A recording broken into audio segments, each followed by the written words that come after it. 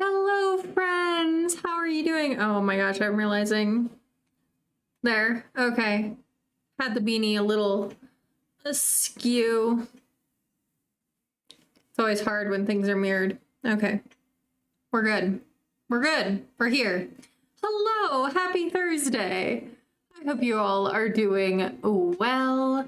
Let me say hello to everyone. Ellie, congrats on being first today.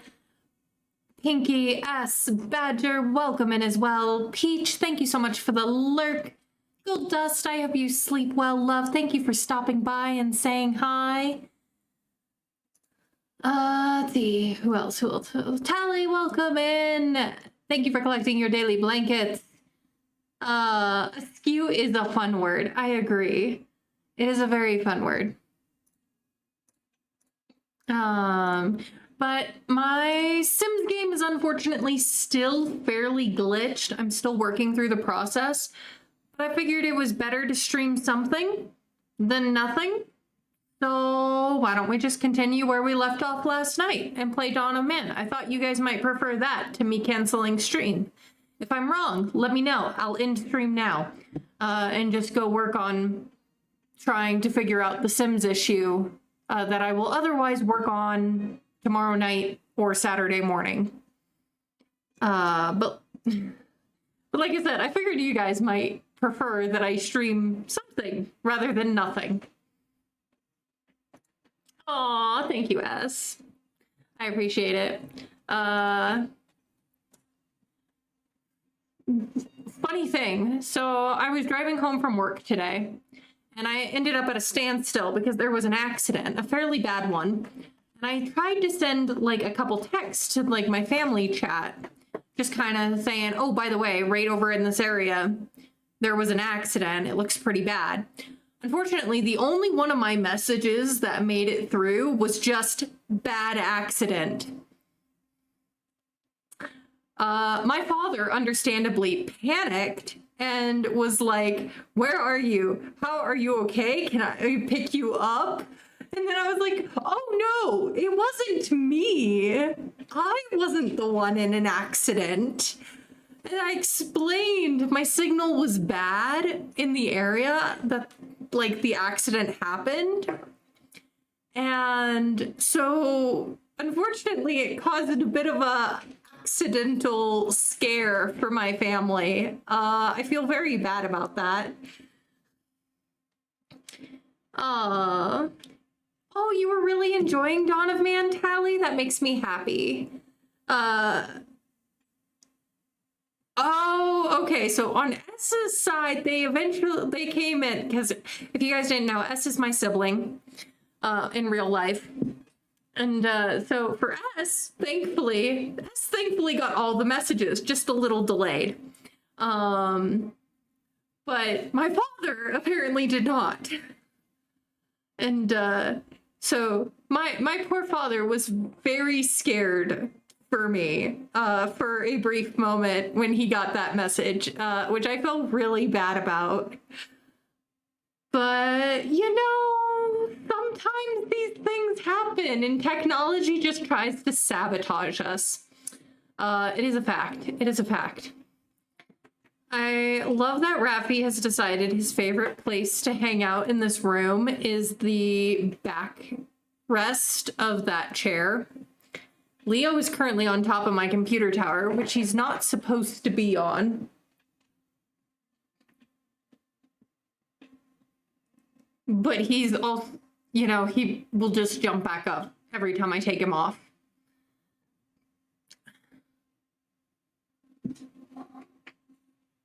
I just make sure, yeah.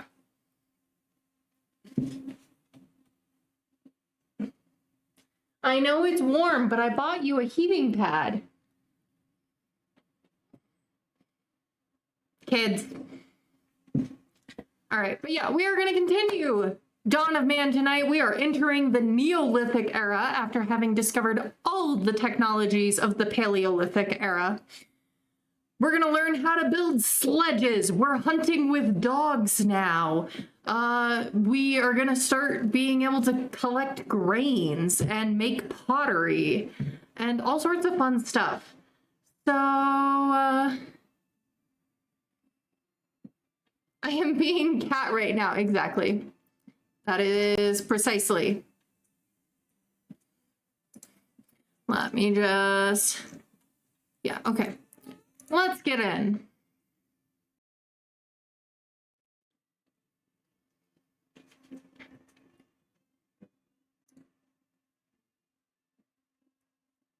Okay. We're going to continue where we left off.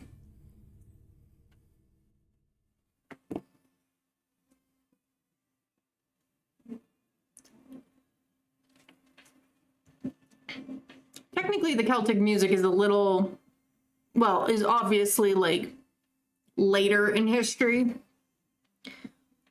But I felt like it'd be, I don't know, I didn't want to offend anybody by trying to look up like tribal lo-fi. Felt very like, it didn't feel good. It didn't feel good.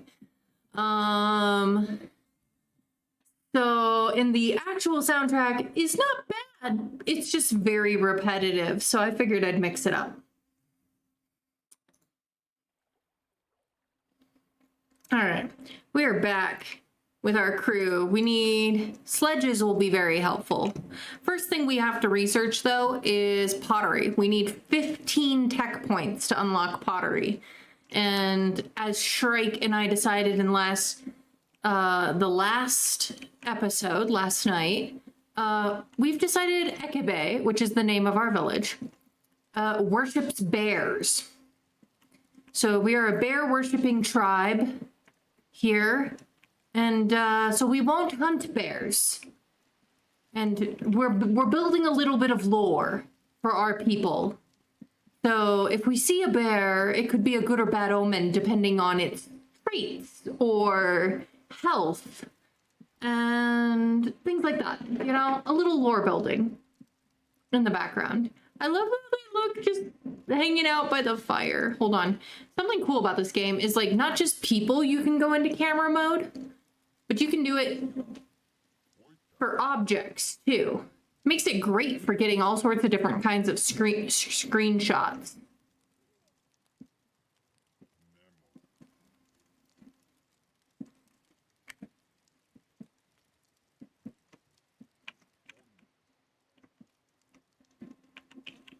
We're slowly making a sort of circular formation with like the crafting and storage in the middle in the houses kind of creating the exterior circle. Trader's got stuff. What do you have? Got leather. We can make leather. We've got bread. We can't make bread yet. You've got a log. We can get logs ourselves now. And you've got pulses.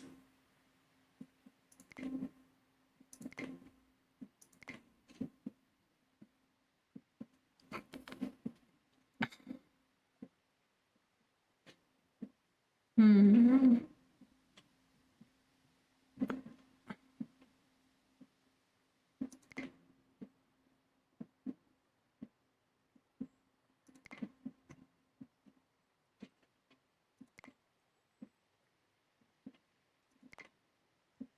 There, we can get some pulses and bread, trade some dry skin and some fish.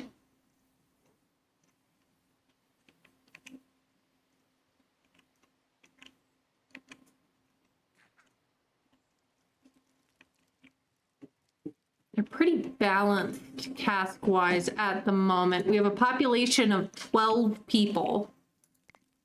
We have 3 male children, no female children right now. So that's fairly unbalanced. But 2 of our female adults are pregnant. They are expecting. And we have 3 male adults as well, 2 male elderly and 1 female elderly. That is where we are at with that. We also have 2 hunting dogs. Meg, welcome in. Thank you for collecting your daily blanket. Congratulations on hitting 80. Here's one of our doggies. Here, let's look at our dogs. I wish we could name them, but we can't. Oh, we have a doggy. Look at the doggy. It's a good doggy.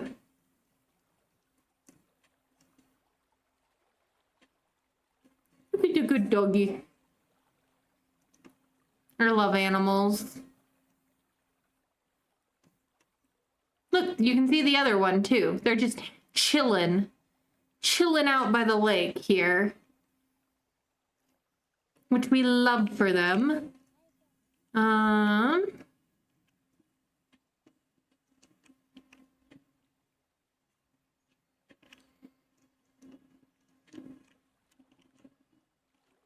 Collecting berries, that,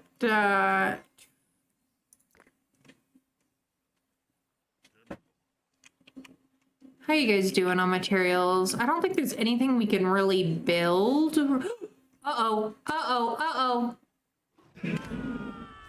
Cave lion attack. Cave lion attack! Oh my gosh, that thing just came into the village and started being like, I'm gonna hunt you. And then we're all like, well, I was just about to look for something to hunt, and now we got it. And we got a knowledge point because that was our first cave lion to... that was our first cave lion we hunted. So...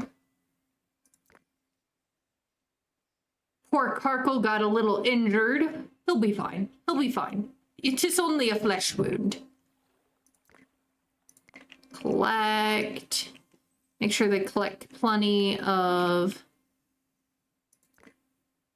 cherry tree, service tree.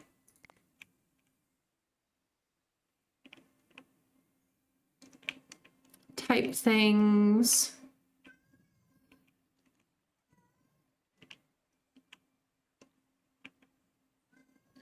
We have housing for 15. You have to have more housing than you need for your population to grow. If only that was true in real life. But if that was true in real life, no population would be growing in the world at all, or nearly, because of massive amounts of housing shortages. But it's fine. It's fine.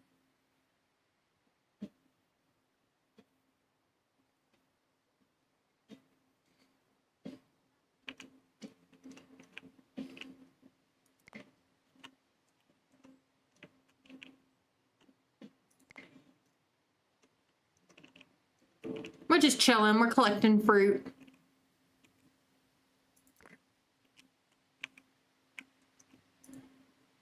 Manage, limit, infinite, 100, 20, 20.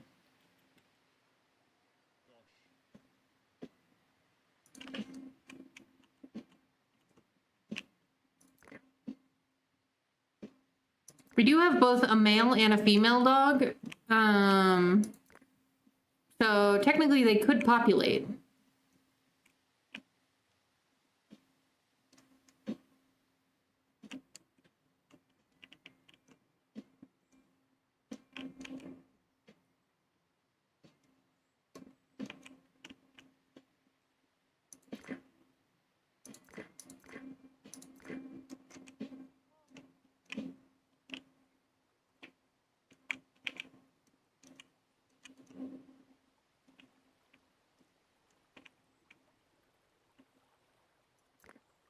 It's a doggy. Are we gonna, is this dog gonna come?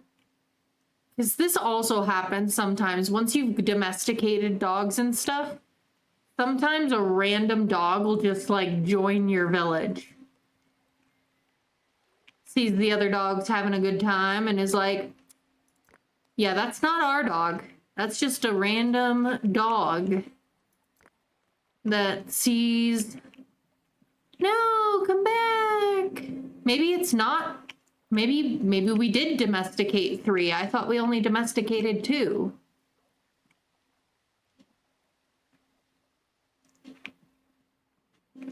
Why are you all the way over there? There are horses as well. We can't domesticate them yet, though. We don't have the technology.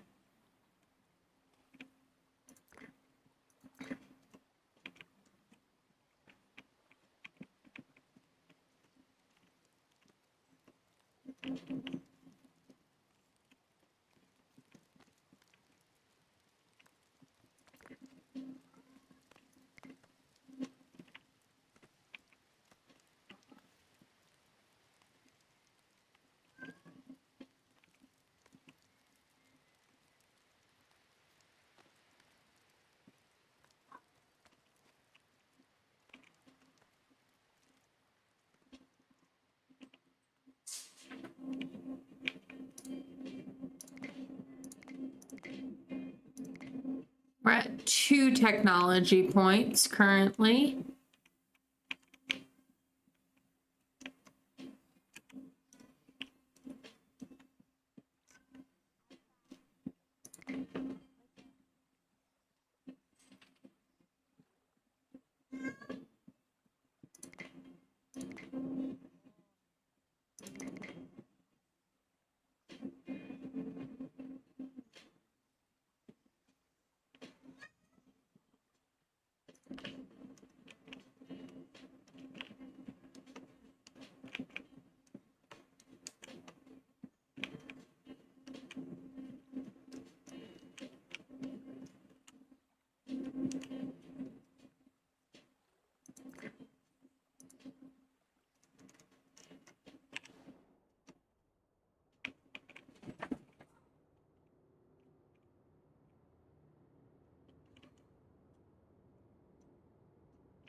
Eventually, we'll be able to domesticate horses, goats, sheep, and cattle, and donkeys. We can domesticate donkeys eventually, too.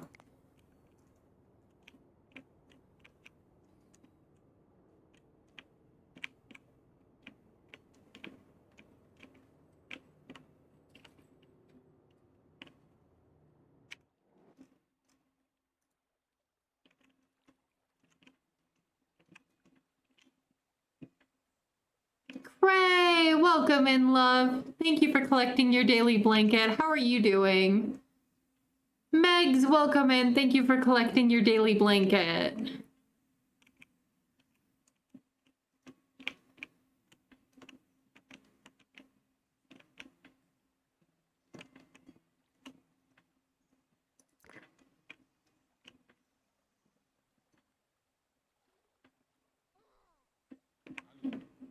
Ooh, we can add leather outfits to the sort of thing we can make.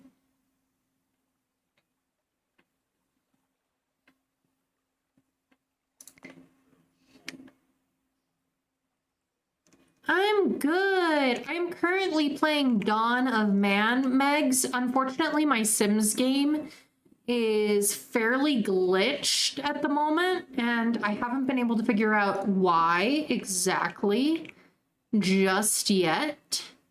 So it's a work in progress, but I figured you guys would rather I stream something than nothing. So we were playing this last night, and so we're just continuing where we left off. So we are currently still in the Paleolithic era. Yes, I did watch the new trailer for the new Sims pack, and it looks pretty cool. I'm excited about an official foraging skill and apothecary skill, because those will be very useful in decades. You know, I always appreciate when a Sims pack includes things that are applicable to my historic gameplays. Yes, I'm excited. I'm excited.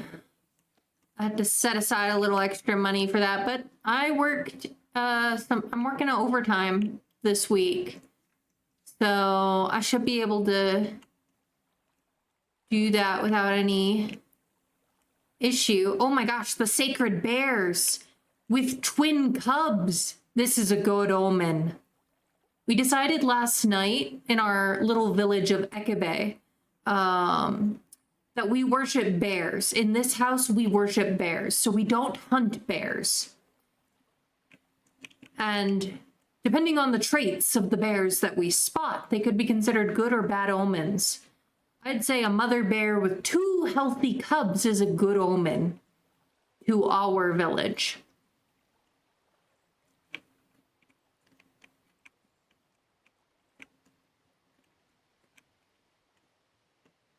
But yes, we are currently in the Paleolithic era. We already researched all the technologies for this era, but we're working up the technology points to be able to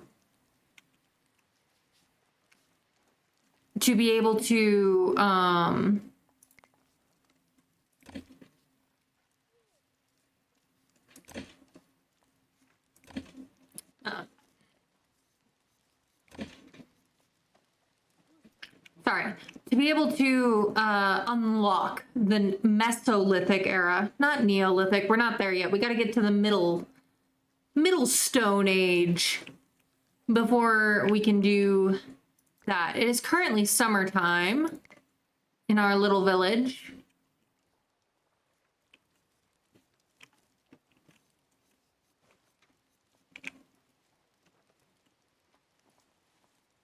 We got people doing some crafting and gathering. A mountain lion tried to take, sorry, a cave lion tried to take a bite out of us, but failed. They're pretty good, yeah. This game came out in 2019. It's before last night. It'd been 3 years since I played it, but I've got like 60-ish hours in the game. It's a pretty chill kind of vibe with it. You know, it's set in Stone Age Europe. You've got multiple different locations on a map that you can choose to settle.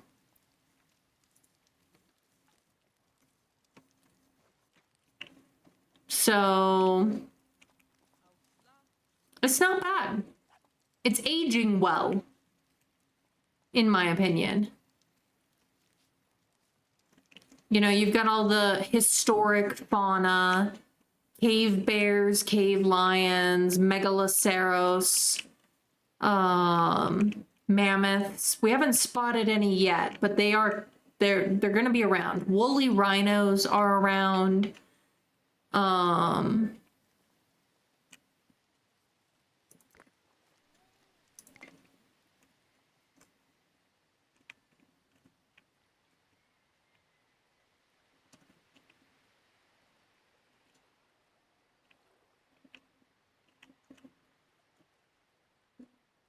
I have never played the Assassin's Creed games.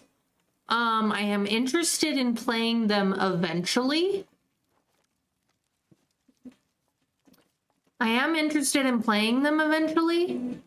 But I've never played them myself. I have friends who've played them. My brother's played them. But I think it's because of the fighting aspect. They didn't like immediately appeal to me.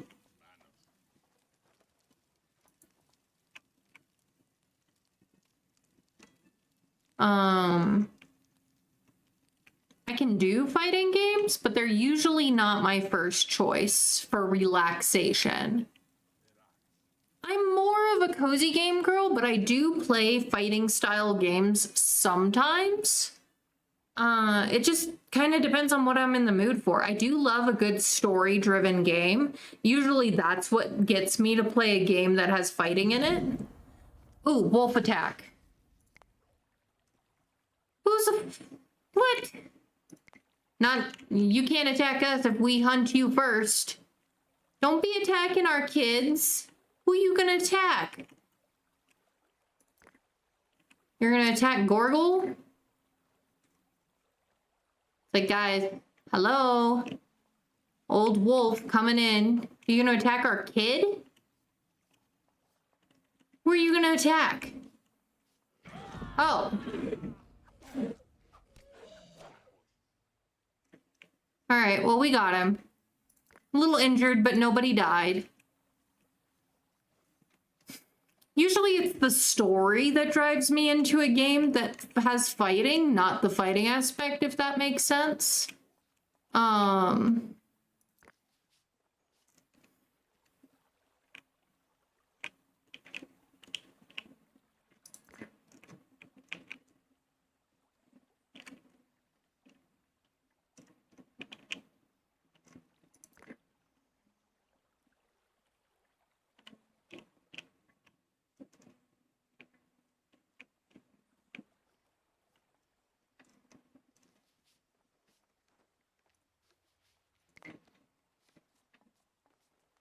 I do have games that I plan to play eventually on stream that do have fighting elements to them. Things like Kingdom Come Deliverance. And there's a couple others, but you know, I have some games on the queue that are historical and include fighting. I just haven't gotten around to them yet. Rune, welcome in, love. Thanks for collecting your daily blanket. How are you doing? So, my dear. How was your day?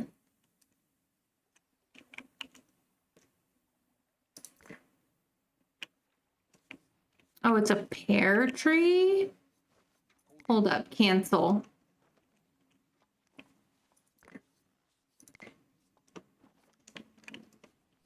We don't want to cut down the pear tree. We'll keep that. Even if it is in the way. We'll make it work.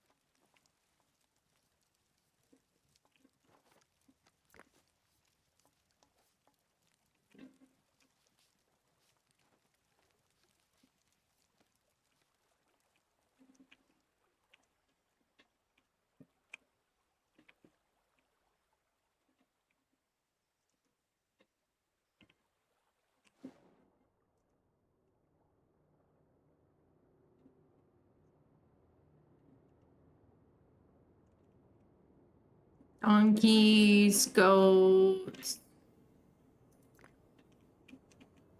bears, wolves.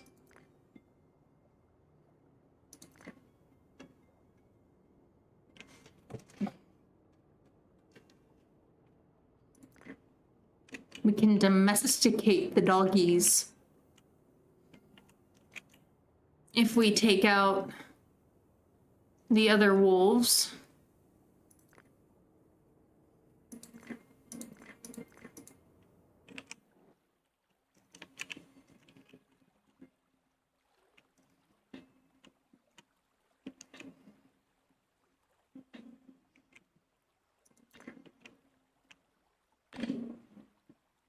Hey, new human was born. Marza, a girl. Good, we needed more girls.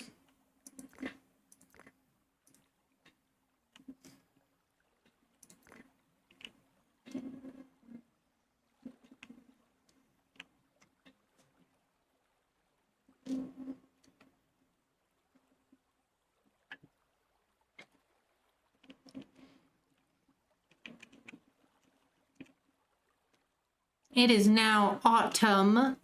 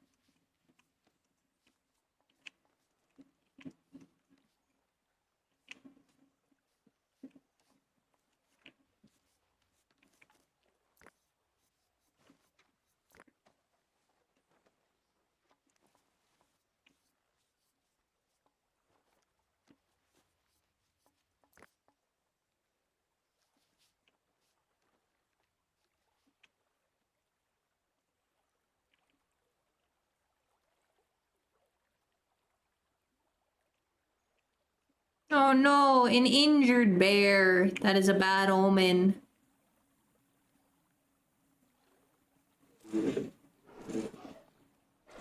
Oh hey, maybe the bear is actually going to do our job for us and kill off the adult wolves. Oh no, they killed the bear. Oh no, that is a bad omen. Dead bear. Dead bear. Now we must kill the wolves that killed the bear.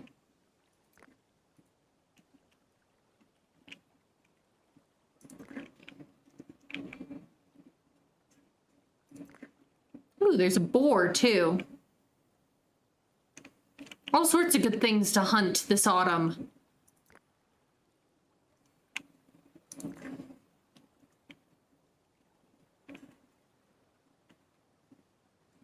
Boar are terrible. They are, and it is one of the classifications, danger classifications in this game I don't agree with, because it is marked as a green danger in this game, meaning basically harmless.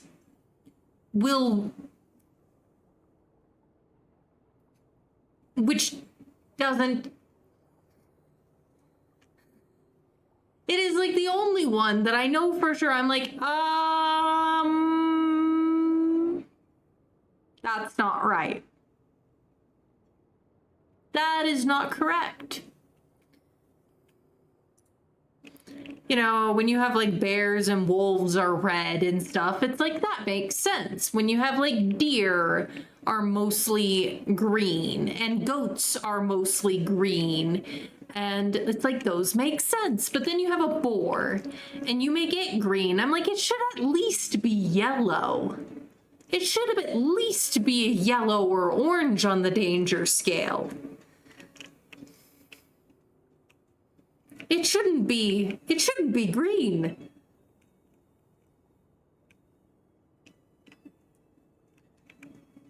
All right, our hunting party's set out to go handle the wolves here. That way we can domesticate the wolf cubs.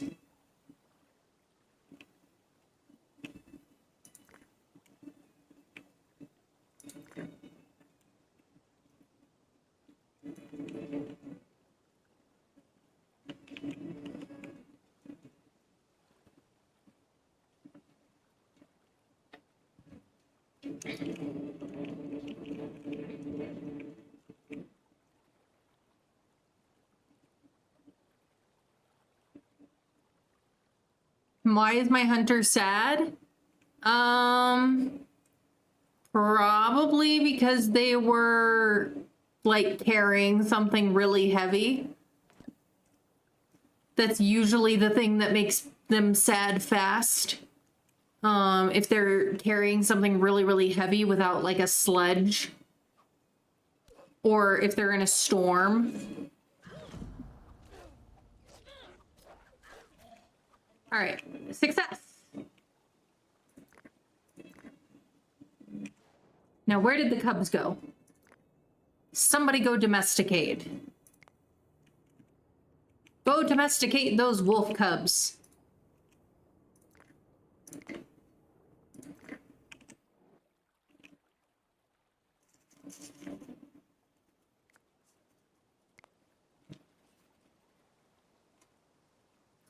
Yeah, or if they're out in a storm for a long period of time, that'll make them sad. But it's fine. They'll go to the skull totem and they'll feel better.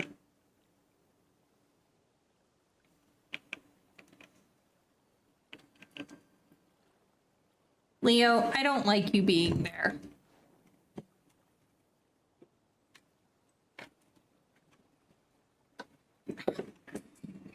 Don't. I don't like you there. You get tangled in the cords. Stop fighting me. You know I'm right.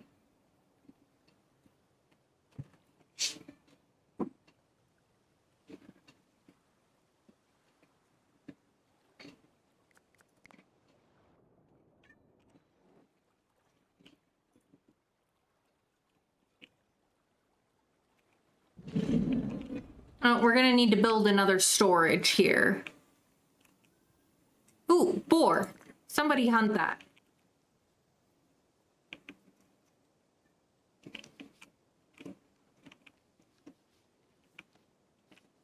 Let's see. Let's build another storage.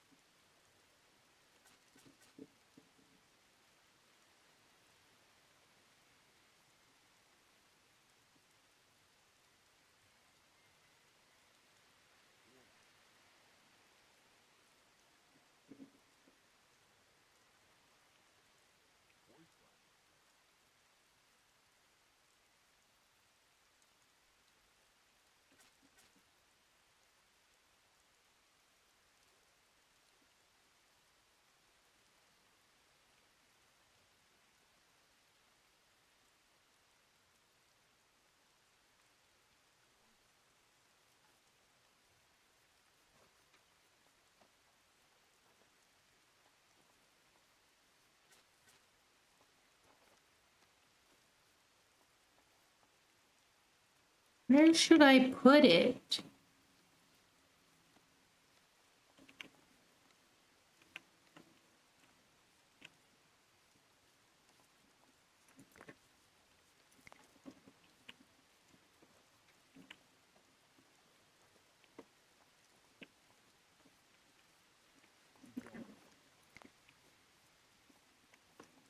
Cut down some trees.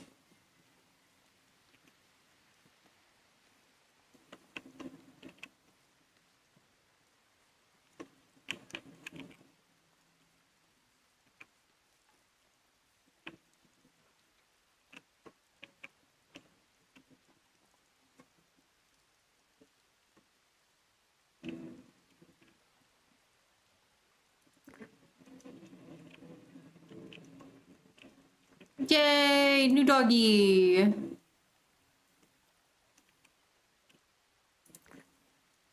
I'm just kind of leaving the bear alone because, again, if we worship bears, I don't think we should be eating bears. So, as our sacred animal of choice. I figure every time we play this, if we ever, do a playthrough again, we can pick a different animal to be sacred. Have a good night, ass. Let me tuck you in.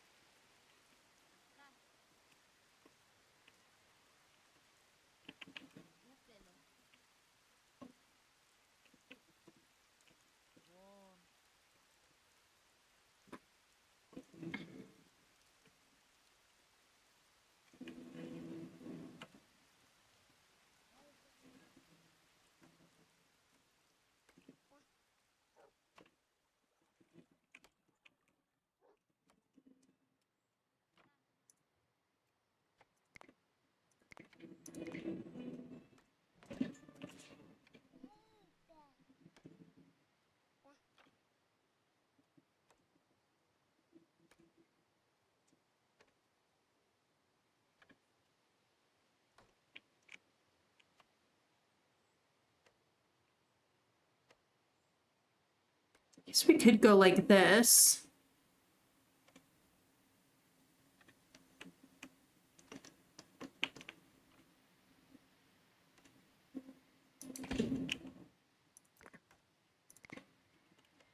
Then we could keep the pear tree in the middle of the village.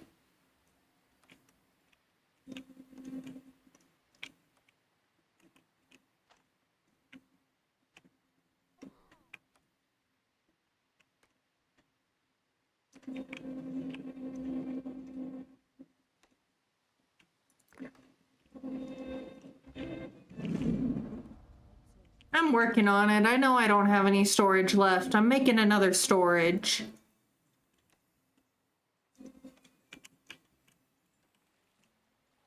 Look at all our doggies.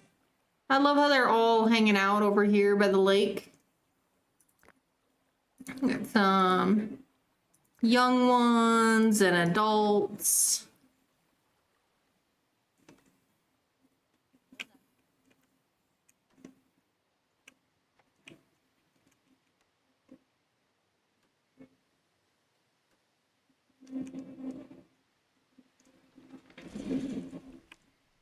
Now the graphics have been holding up pretty good for this game, not gonna lie. Hey, another knowledge point.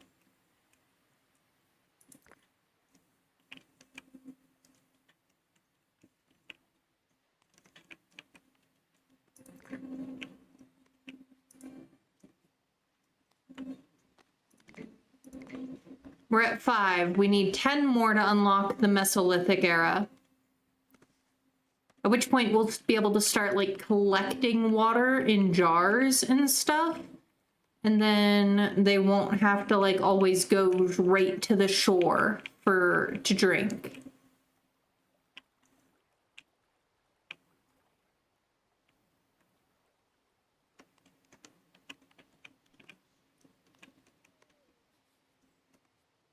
We're at 13 population.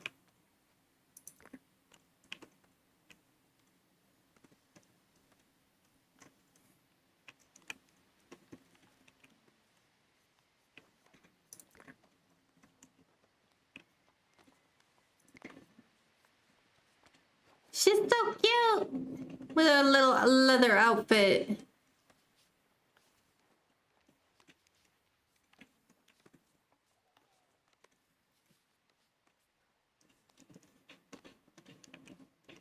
We got lots of food stored away. So I'm not really worried about the winter.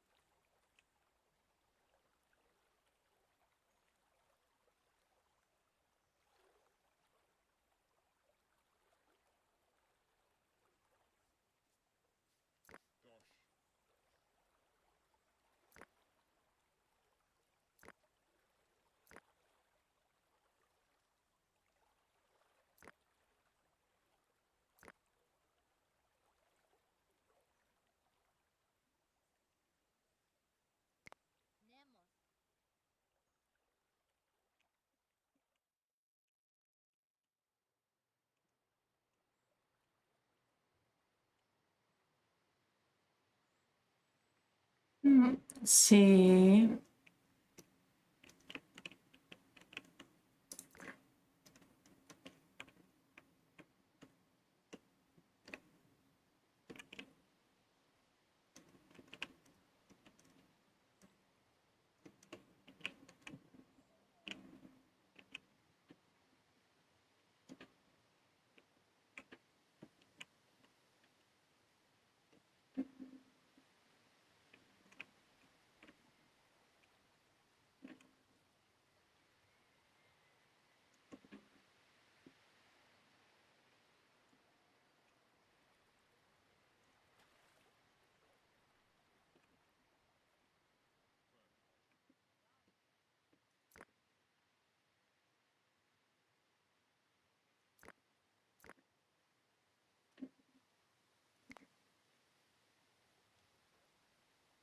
Let's see. Follow our guy. He's got one of the hunting dogs with him.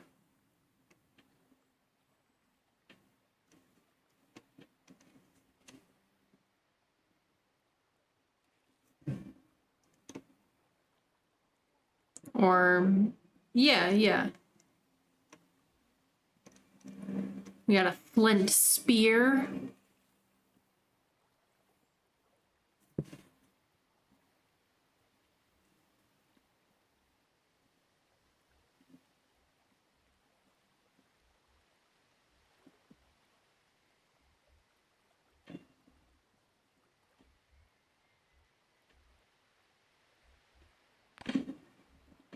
Ooh, new human was born.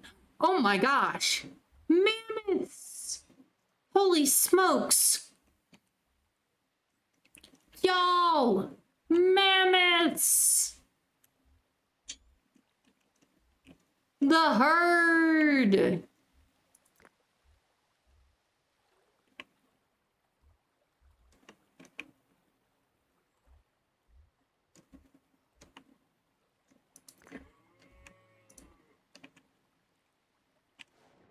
Now these guys are dangerous. Even the babies are orange.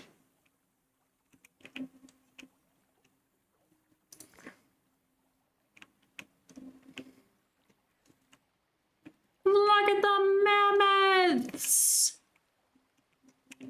Holy hairy elephants, Batman!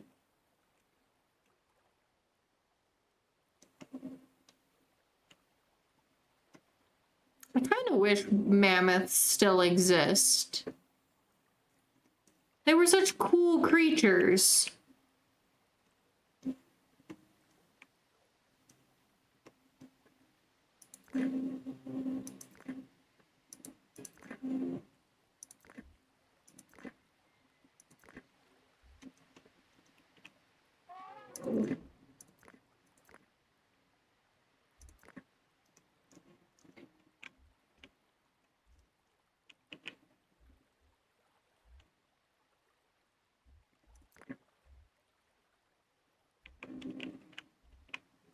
And if you attack the baby, of course, all the adults are going to go after you, so we're not going to be hunting mammoth just yet. Reindeer, however, are a whole nother story.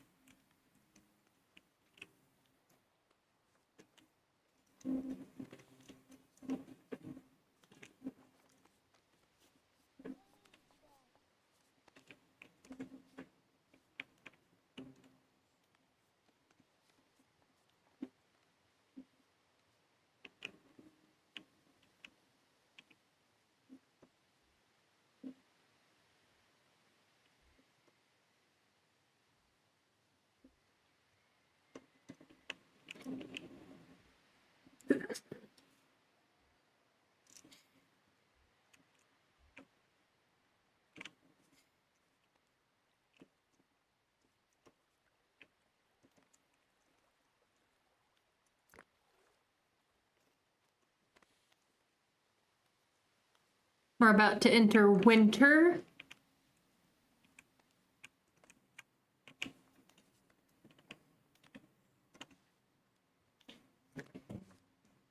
And,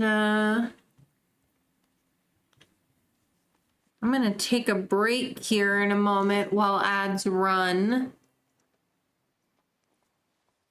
so that I can go feed my kitty cats their dinner.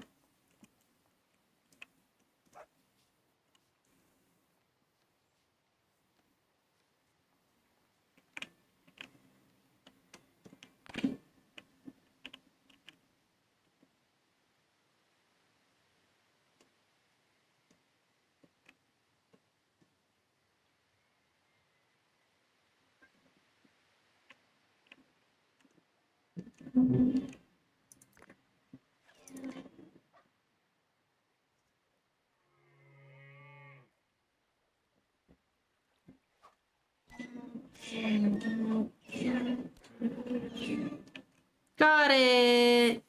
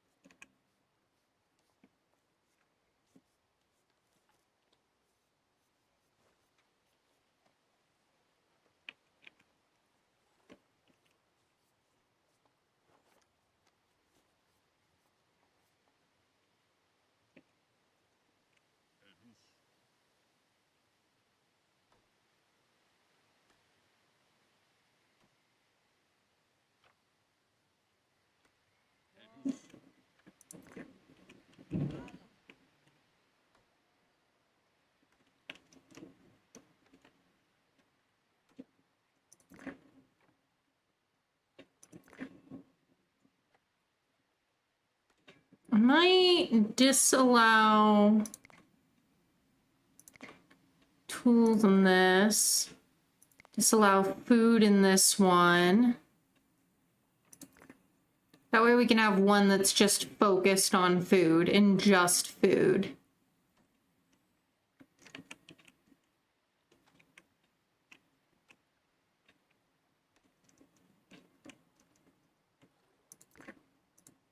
We could build another skull totem.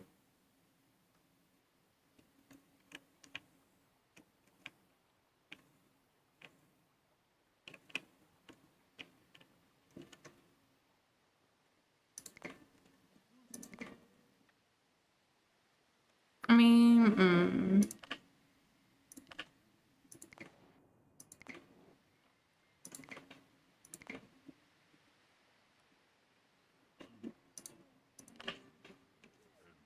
All right, I'm gonna take a quick break here.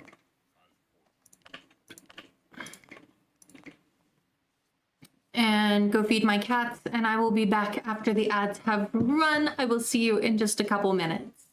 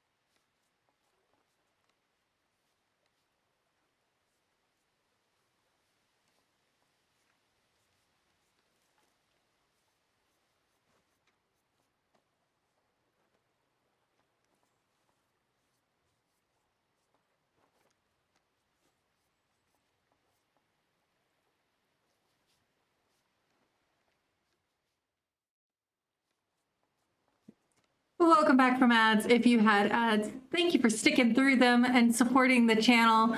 We're back playing Dawn of Man tonight because unfortunately Sims is still very, very glitchy. And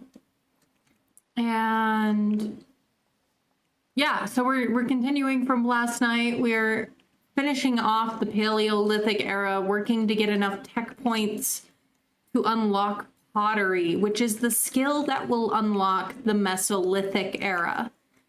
So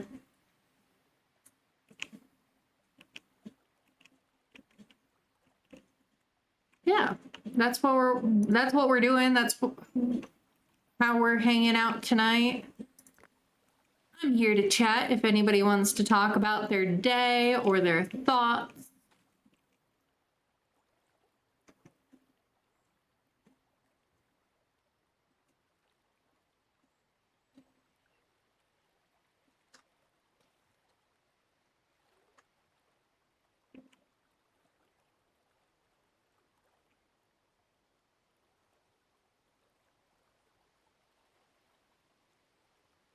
Hi, welcome in, love. Thanks for collecting your daily blanket. How are you doing?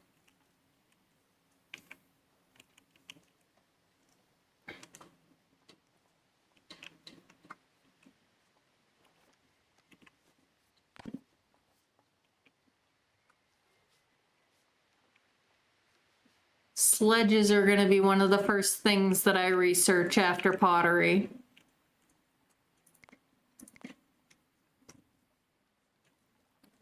We get pottery, we can get sledges. These are all going to take 7 knowledge points each to get.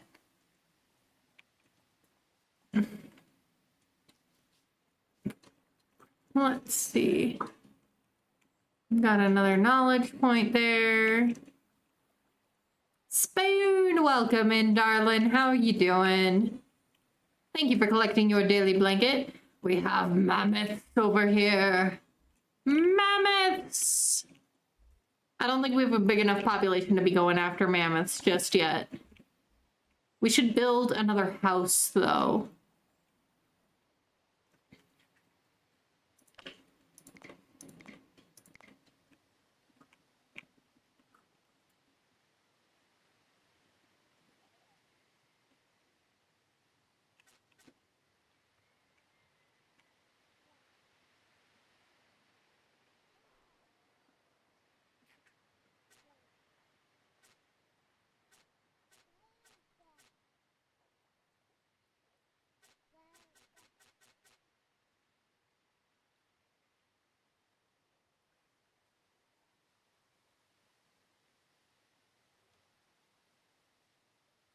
Pinky, thank you for redeeming Give Leo a Treat. He's actually still eating his dinner right now.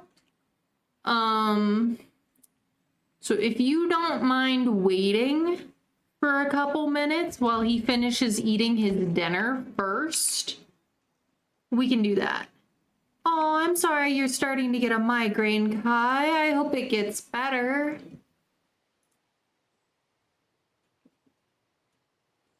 Get a treat for you, and then you're going to go to sleep. Okay.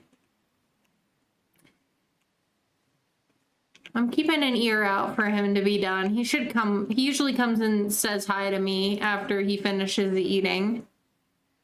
You don't really have anything I want. So I guess we're not trading with you.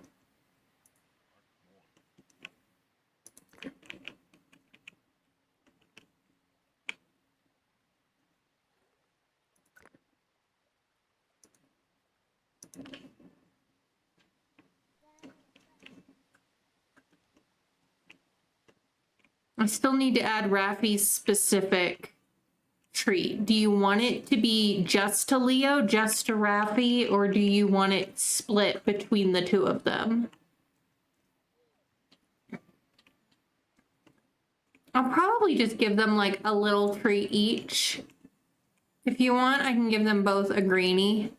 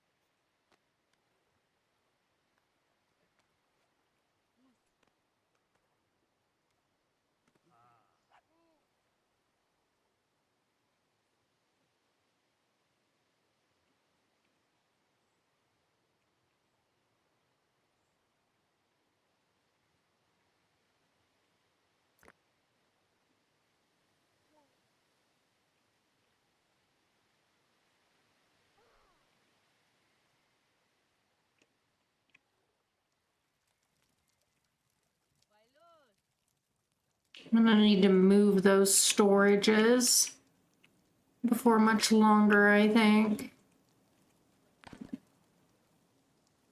Oh, hey, new human joined the settlement. Cool. Some extra knowledge points.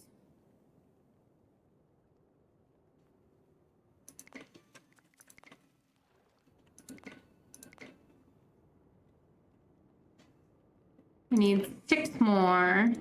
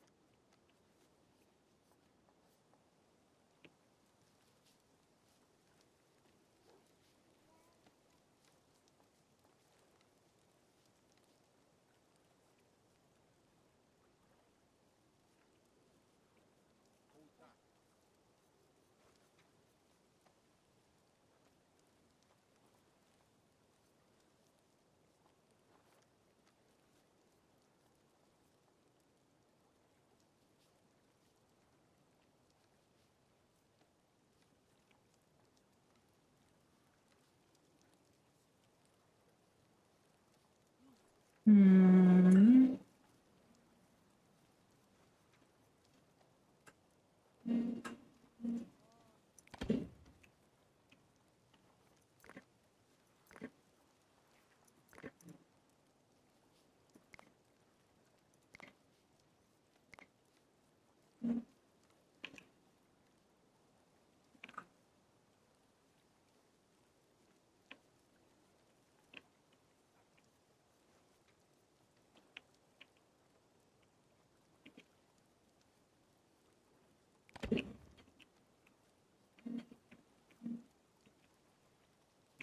Okay. All right, let me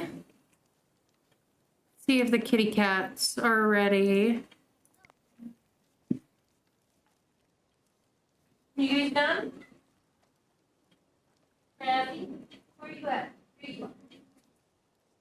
You want a little treat?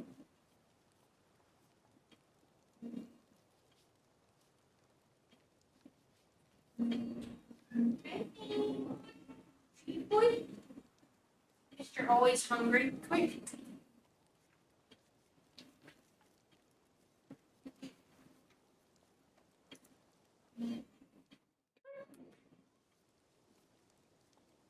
Leo knows how this works.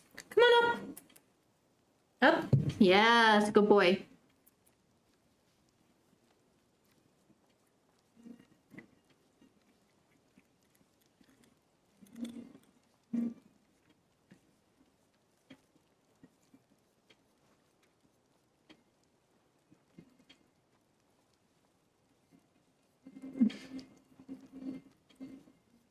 He's a lick the spoon kind of kitty. Raffy, would you come here, please?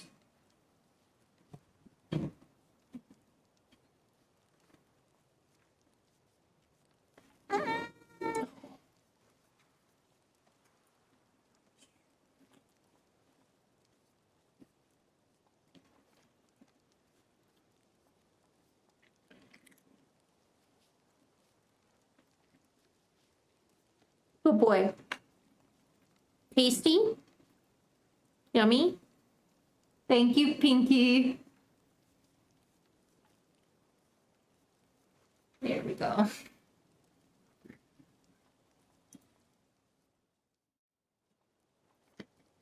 What a ravenous, gentle cat. Yes, isn't he?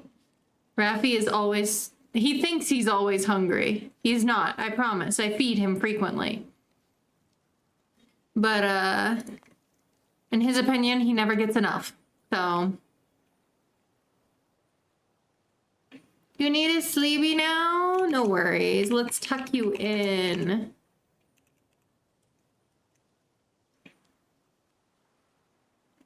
Welcome in, Shrike.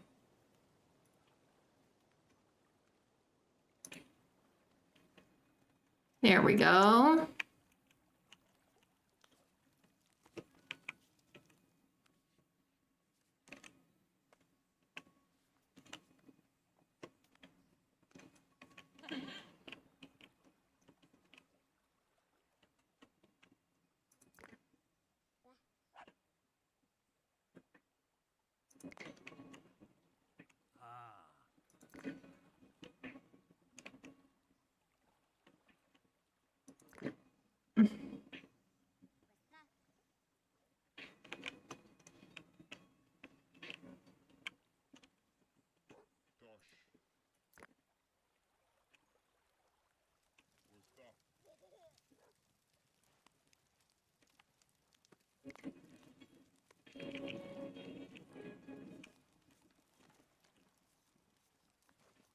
Good night, Pinky.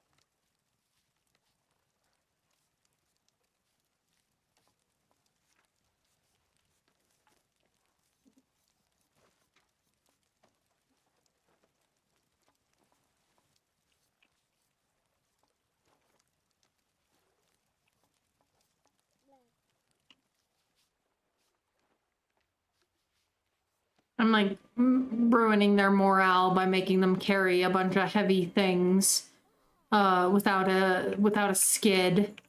So I'm not gonna ask them to do anything else right now. We've got plenty of food and materials to get us through this winter. So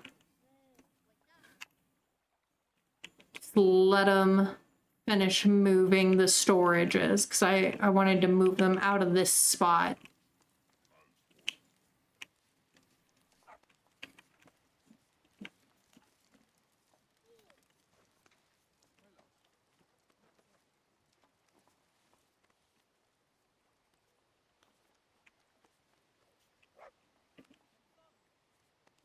Because it makes sense to me to have like all the storage and everything very like central village. So yeah, that's what we're doing. Making sure all the storage is in like the middle of the village. Defensible.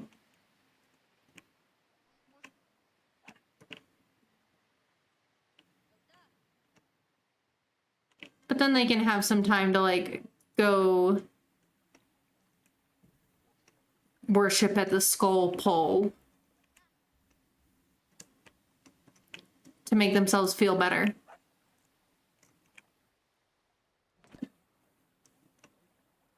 Winter is over.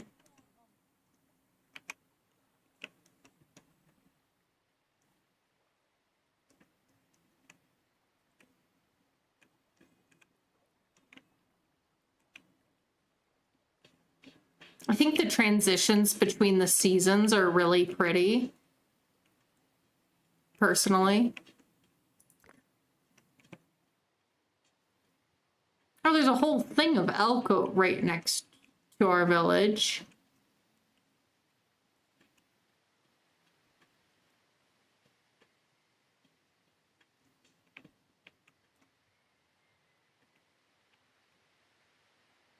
Ray, thank you for the group hydrate. If you're watching, please take a drink of something that does not have any caffeine. Stay hydrated, my friends. Don't dehydrate. I think we're gonna go reindeer hunting.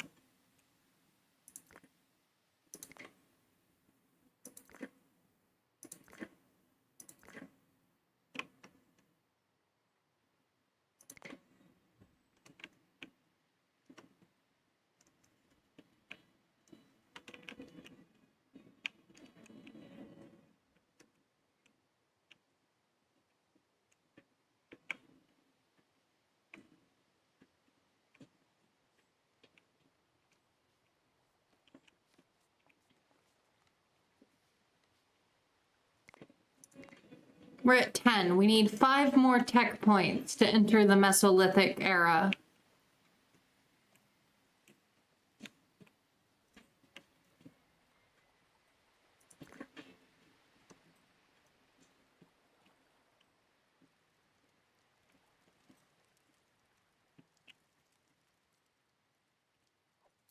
We have not had... Yeah, we haven't had anyone die yet, but we have a burial mound for when they do.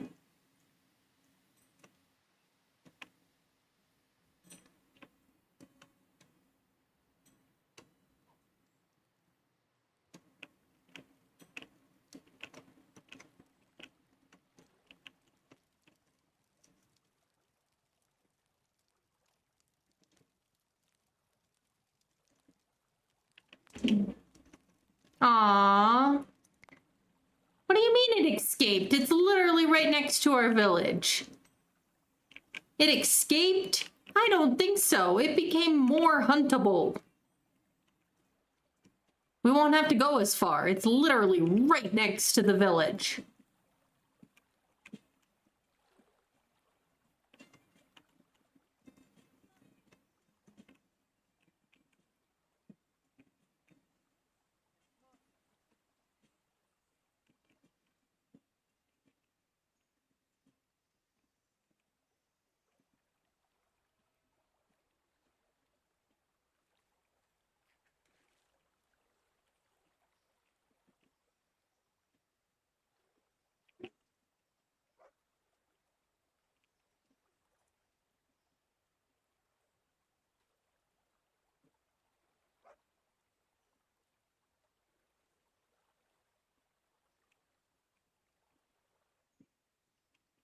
Like, literally, it's practically walking into the village. Just kill it.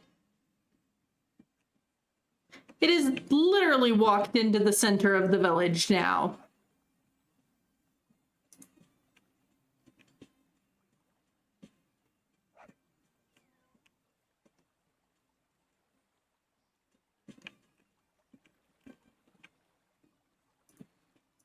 It's mocking us. I swear, this reindeer is mocking us.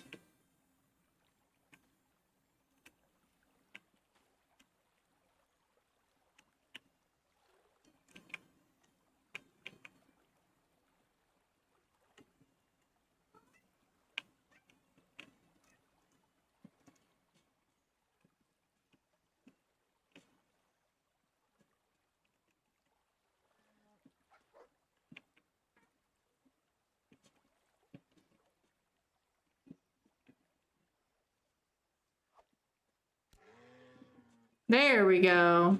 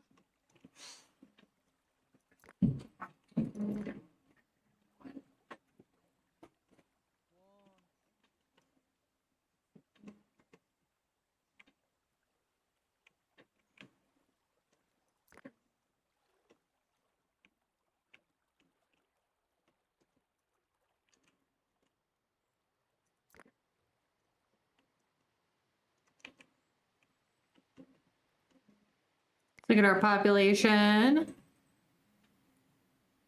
3 adult men, 3 adult women, 3 male elders, 2 female elders, 2 each male and female children.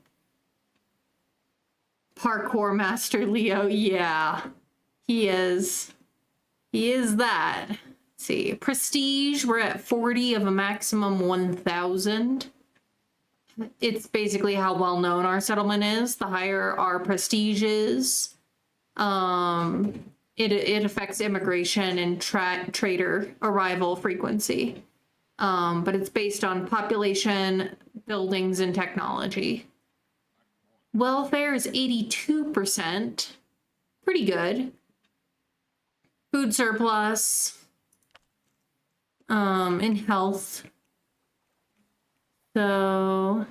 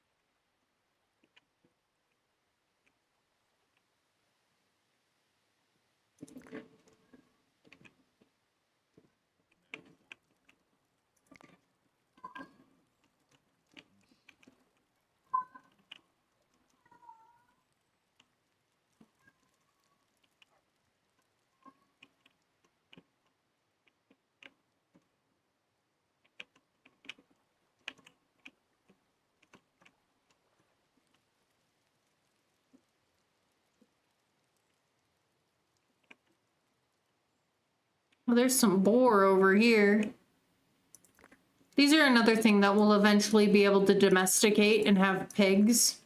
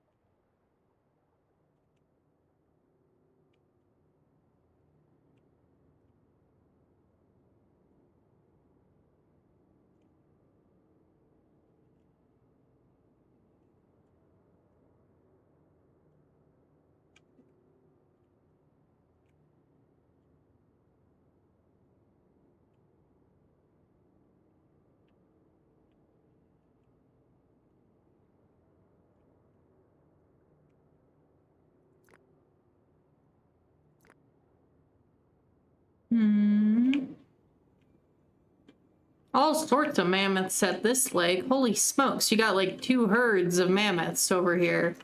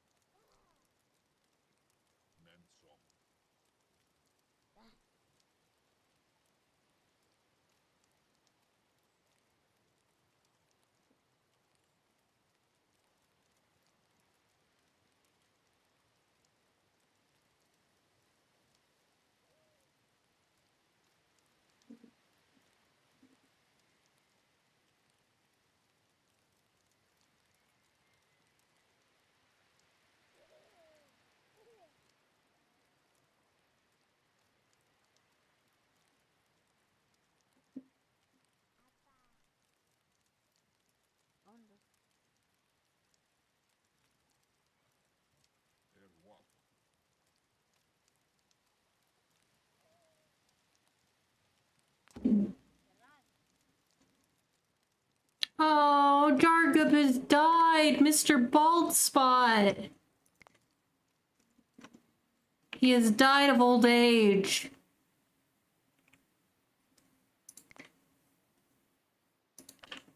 Where did he go? Where did his body go?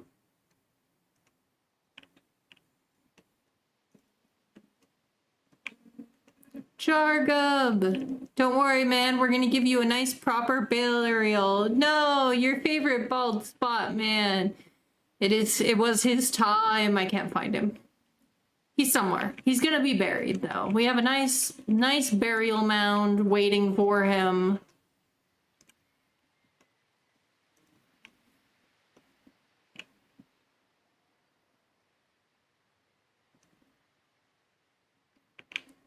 Someone's just gonna go get him. Look, there's another bald spot man, Turrigal. You still have a bald spot man. It's not the same bald spot man. But there is a guy with a bald spot.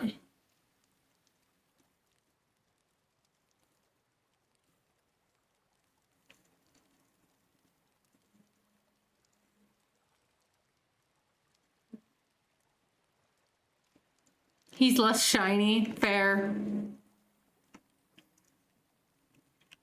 No one compares to Jargub.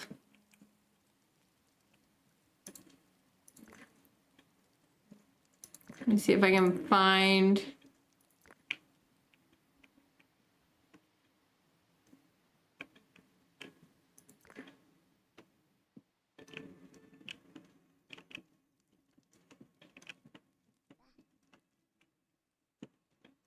Oh, there he is. Here.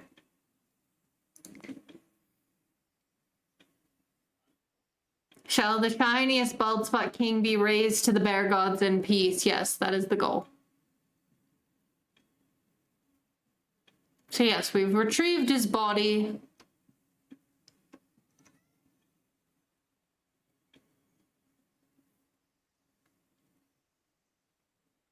It's kind of morbid to see, like, the actual body, but...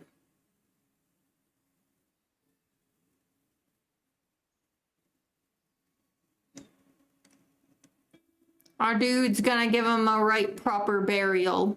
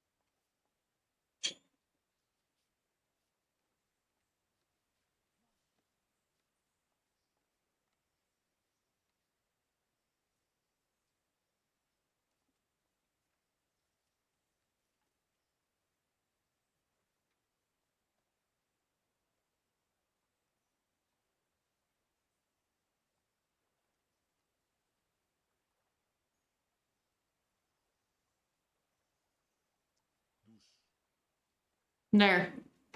He buried.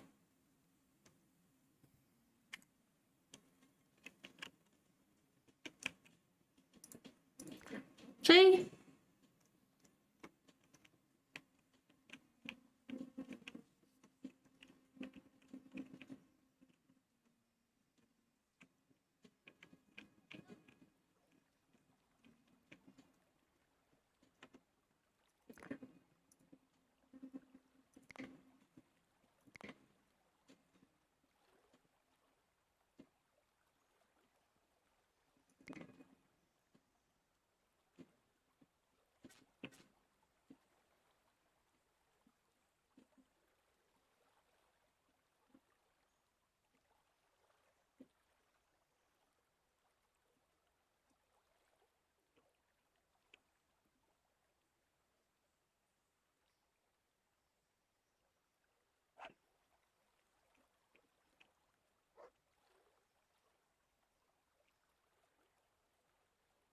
Practicing his axe swing.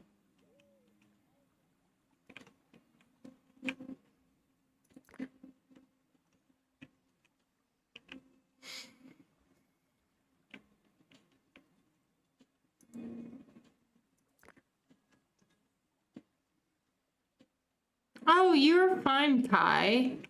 Thank you for driving safe.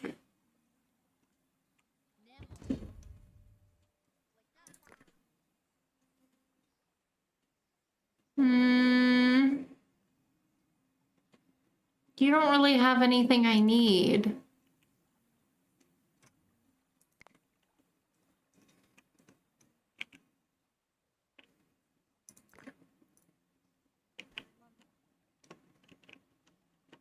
It is summertime. What time is it? Summertime.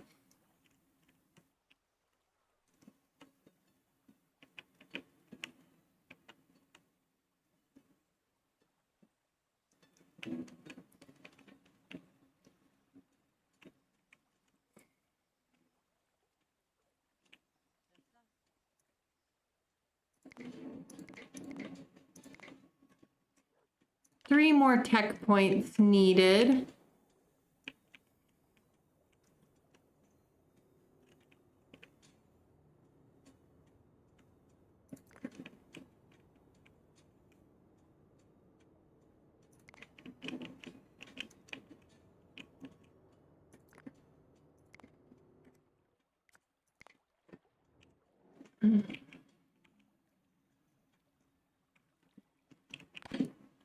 Oh, storm.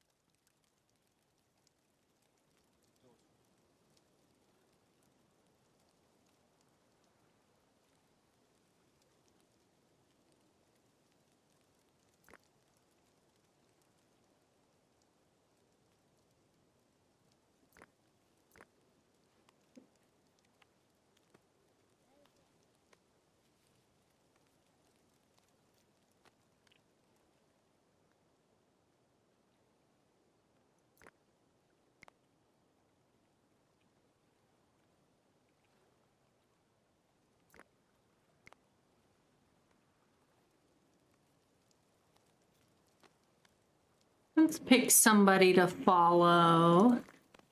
Maybe Marza.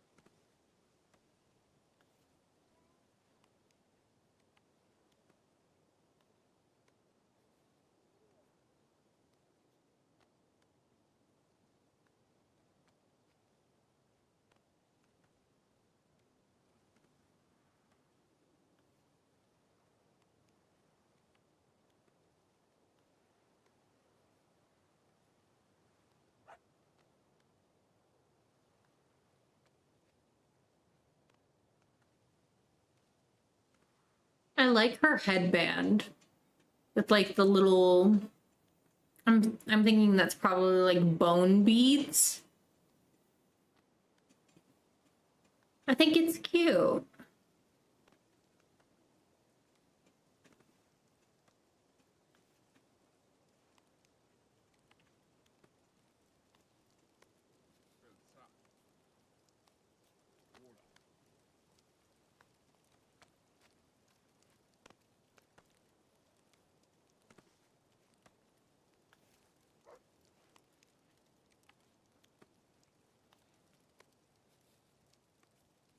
Mini fashionista, right? Girl before her time. Because I don't see anybody else with a cool bone beaded like headband. It's just our girl Marza.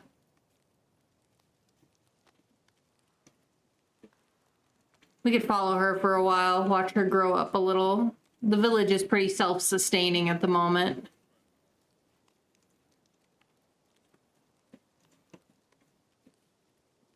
She's got a little necklace too. See that?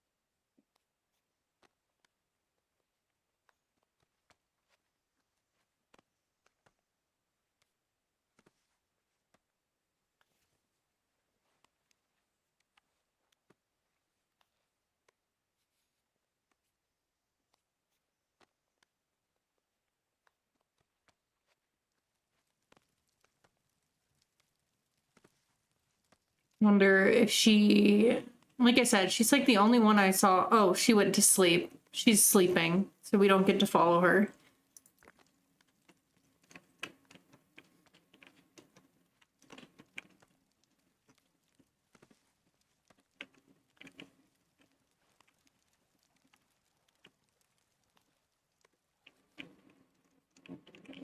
Let's see.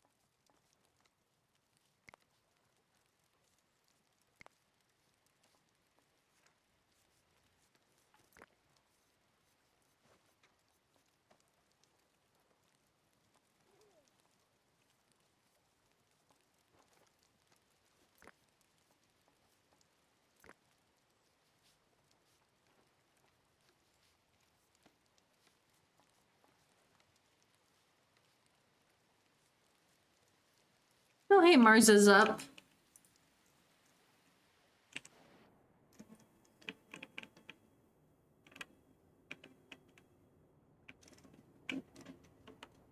Bears. They're looking healthy.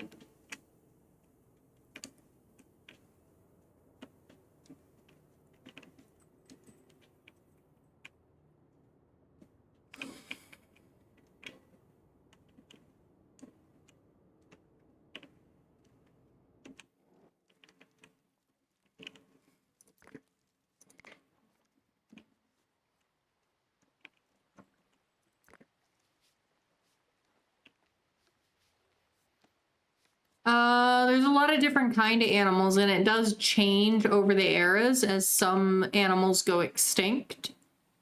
But like right now, we have ancient bison, cave bears, cave lions, wolves, reindeer, megaloceros, which is like an ancient deer that's bigger than a moose, bigger than a modern day moose.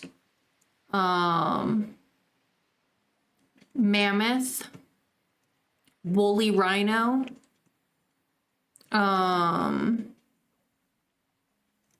ibex, which are like ancient goats, and mouflon, which are the ancient sheep, boar. There's a lot of different fauna in the game. There's also aurochs, which are the, ancient predecessor to cows.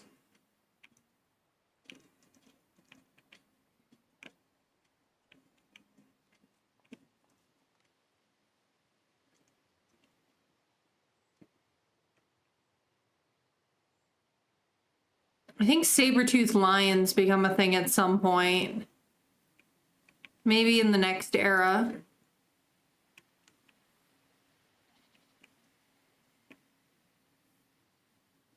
Yeah, no, they really did. And oh, there's a woolly rhino here. There we go. Woolly rhino.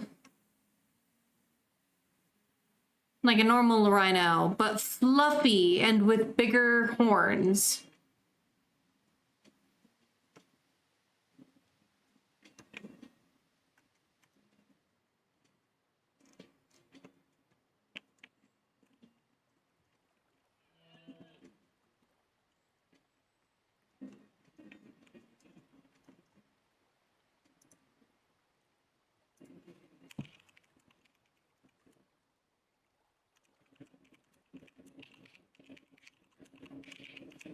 I'm looking up how big. Okay, so cave bears were larger than most modern bears, including polar bears, which are the biggest modern day bear. They could be up to 1,300 pounds and 5'7" height at the shoulder, which is exactly how tall I am. So, a cave bear could be my height just to their shoulder, which is crazy to me. Apologies for anybody's in ads. Oh, ancient horses. There's also ancient donkeys. So we got like wild horses and like wild donkeys too, because we can't domesticate them yet. We haven't learned how. We have domesticated dogs at this point. So we got that going for us. Oh, hey, here, a megaloceros female. You don't get the impressive rack on the girls, but yeah, there is a really wide variety of fauna in the game.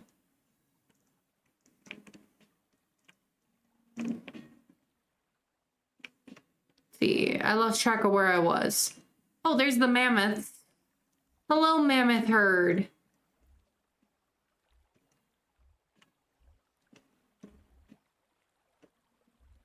Look at all them fuzzy elephants.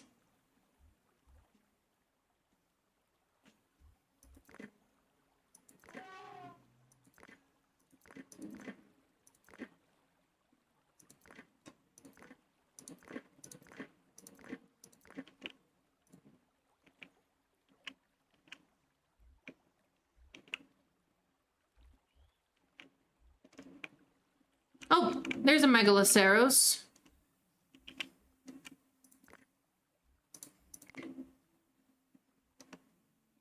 Look at this bad boy.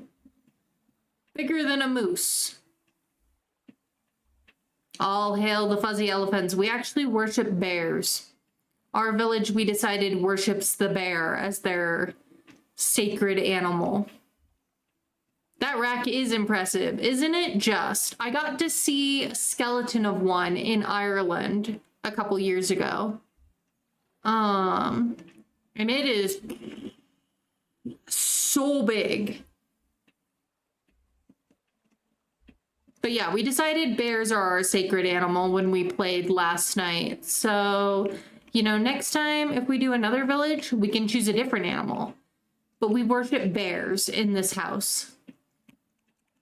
All right, we're over by this lake.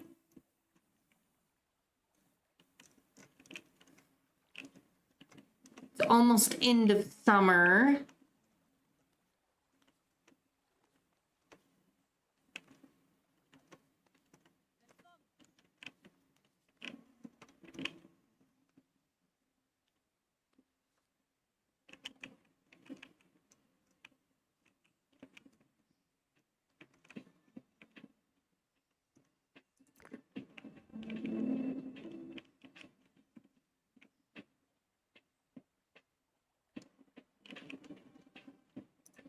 How are we doing on tech points?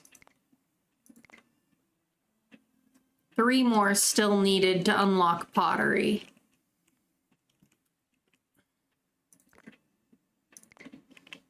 Someone collect the cherries before the seasons change.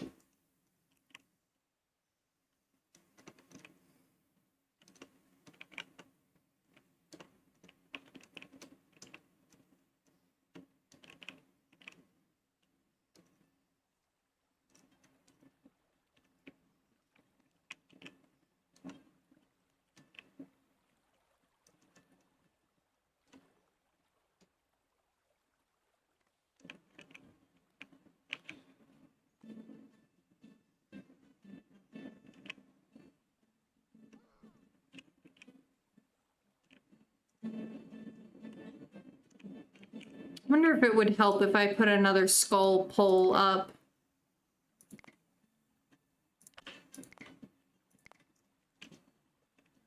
Got one in this direction.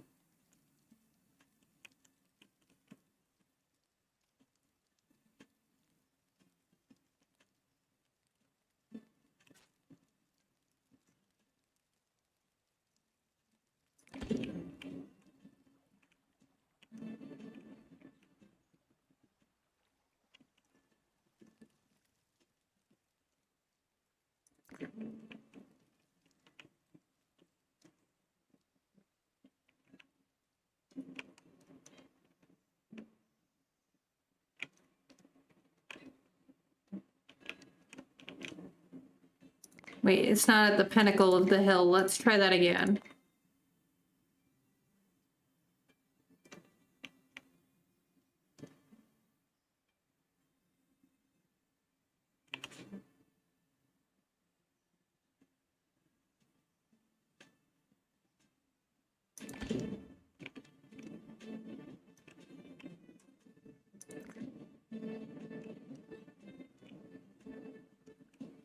Autumn! But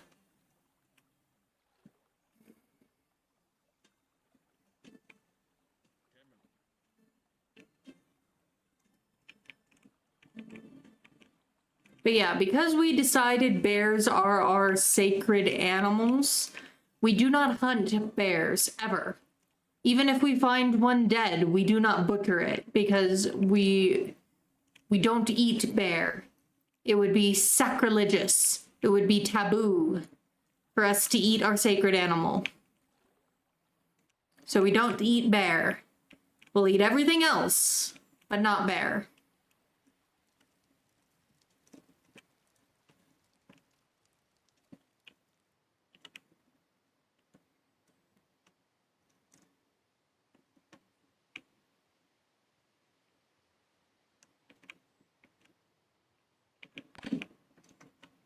Oh, hey, a new human joined our settlement ×2. Hello, new humans.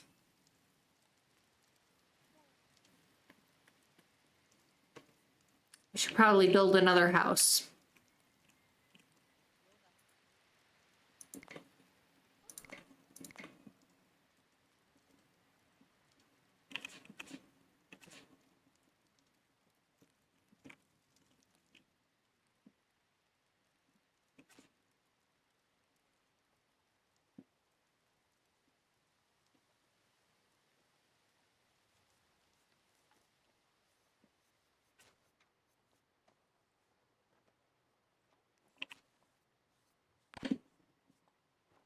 And a new human was born. Yep, definitely time to build another house.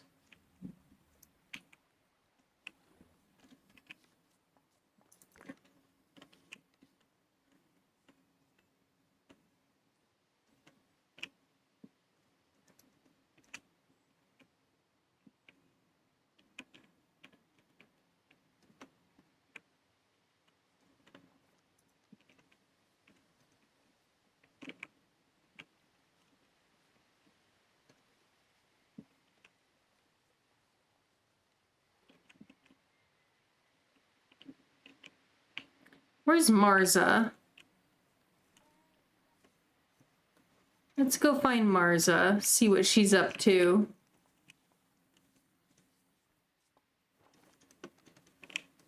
Marza, where are you?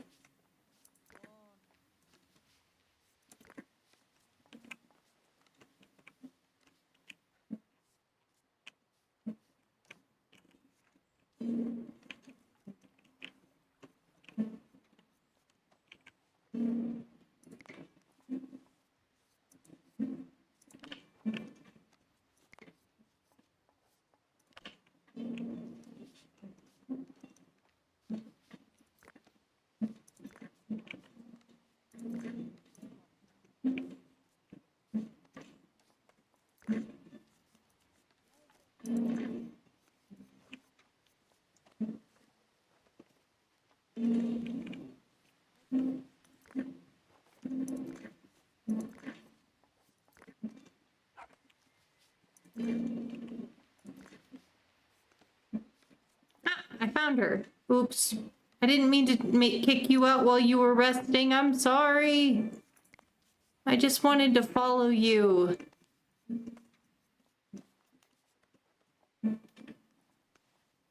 All right. Hi. Thank you for redeeming group stretch. If you're watching, take a stretch with me.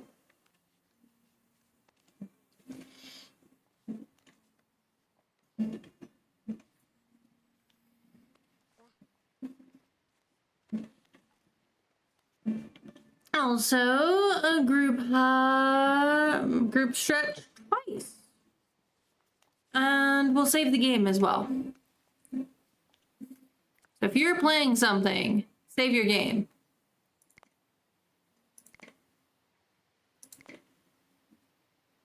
All right, game saved. More stretches.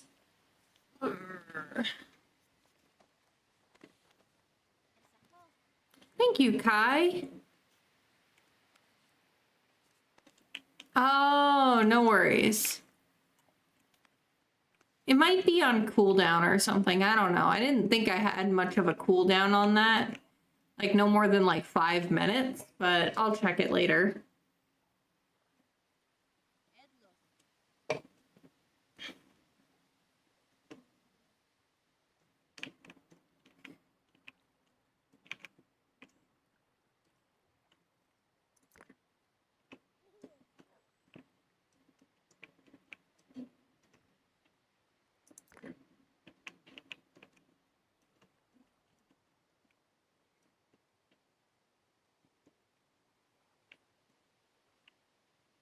Anything for us to hunt nearby?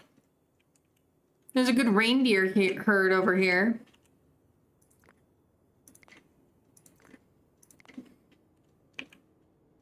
Try and hunt those.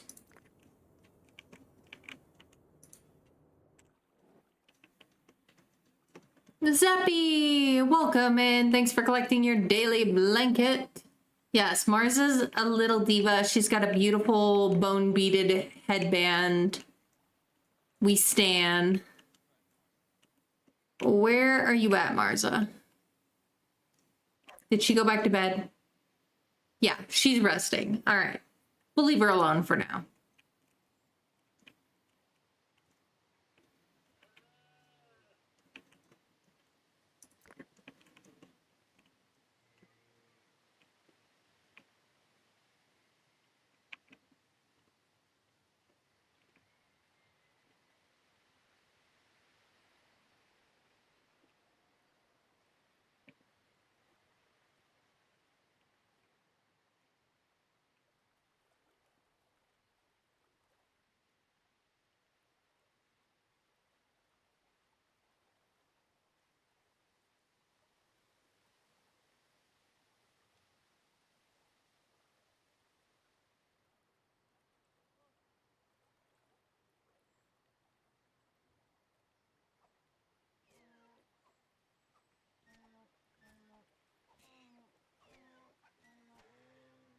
One down.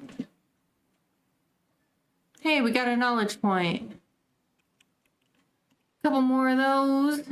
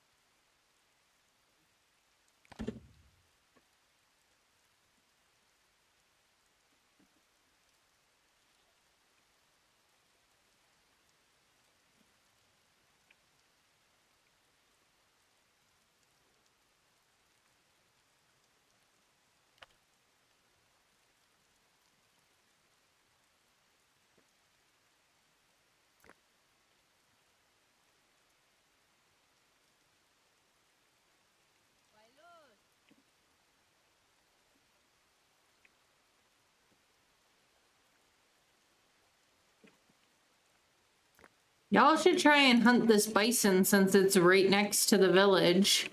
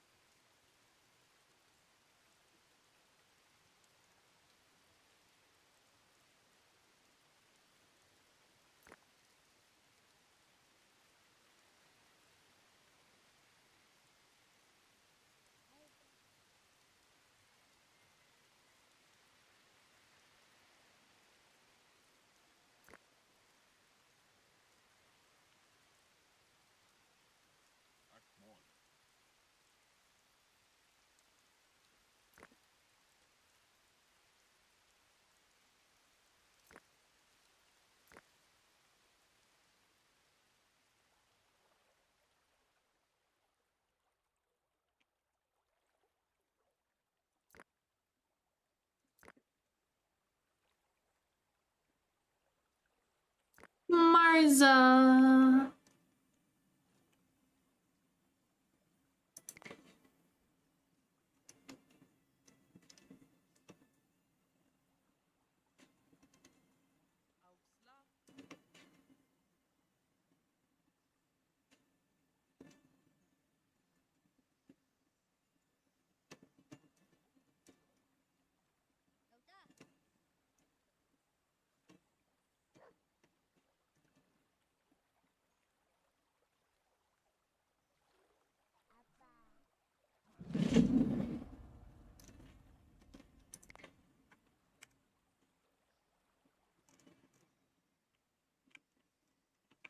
Success.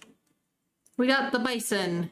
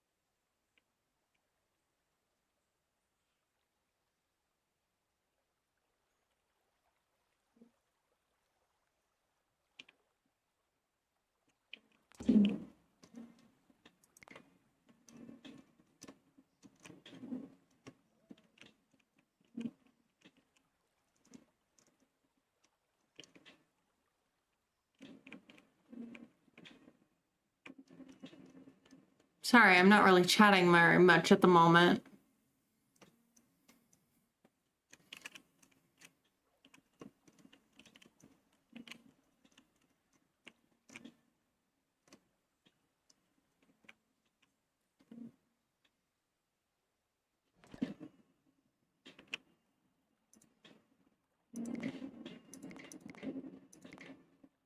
Oh, one more point. One more point and we'll be able to unlock pottery.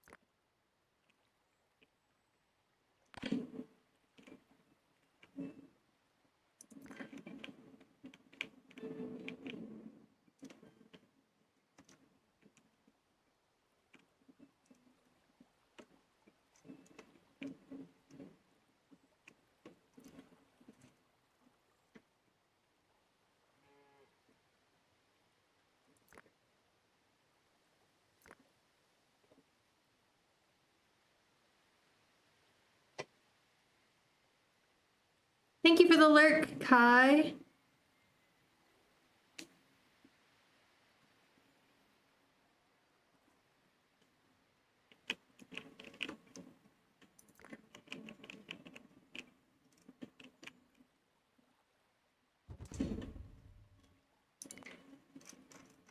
Trader. We could buy some bread. Trade some meat. We have a lot. 3 meat for 2 bread.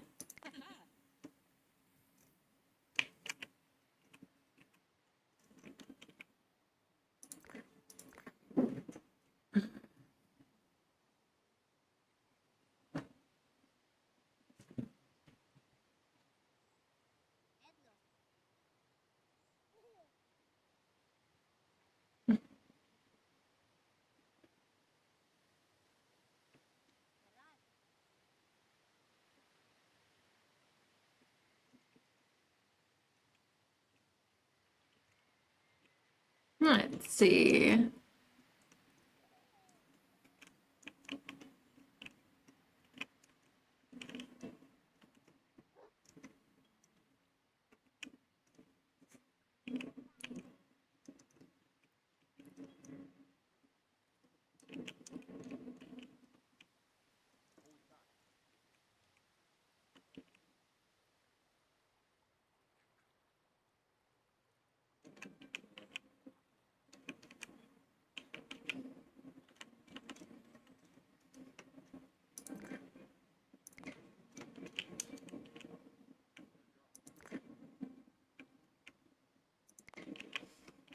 Cut a couple trees down.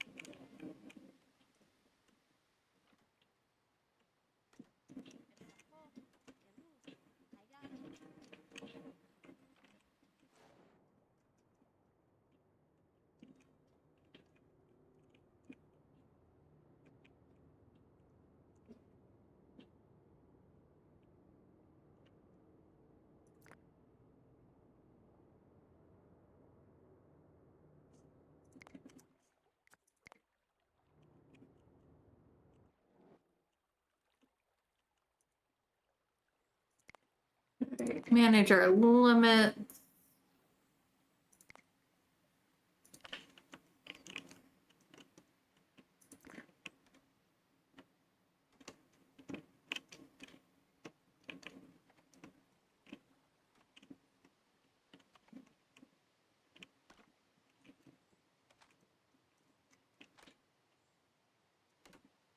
All right, where's Marza?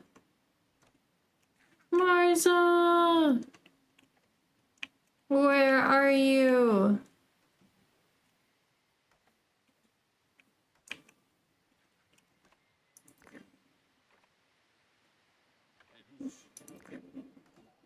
Found her. She's resting.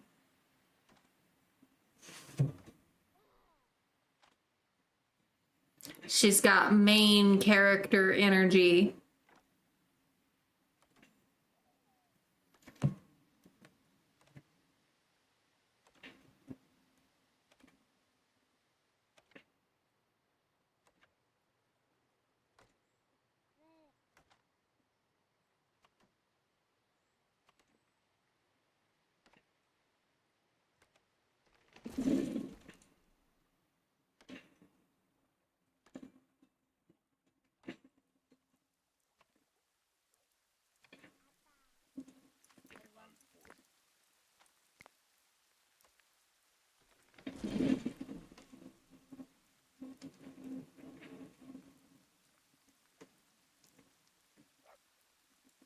Had to change clothes. Got a fresh fit for winter time.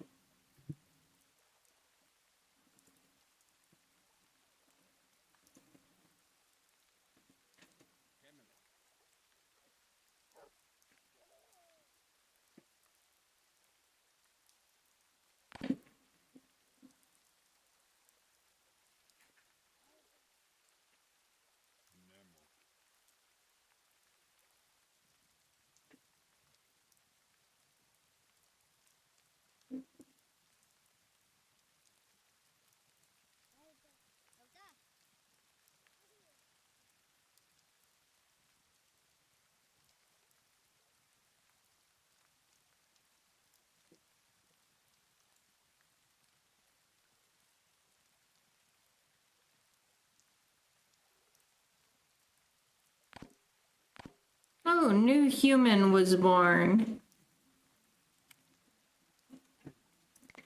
Who's our new character? Trozor.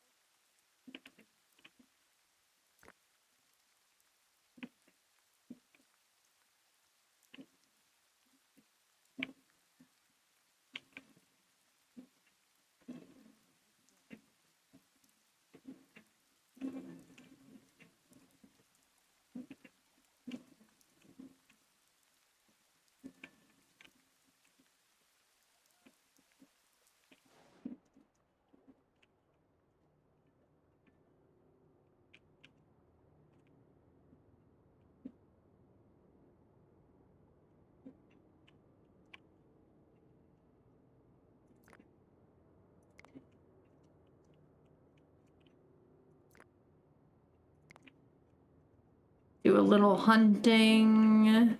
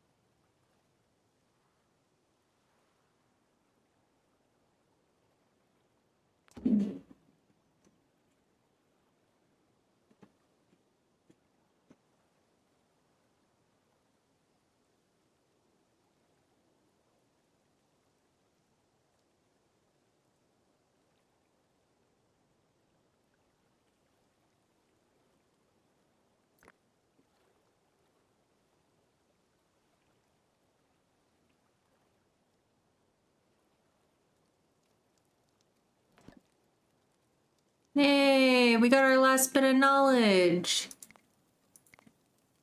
Pottery unlocked. Da da da da. We have unlocked the Mesolithic era.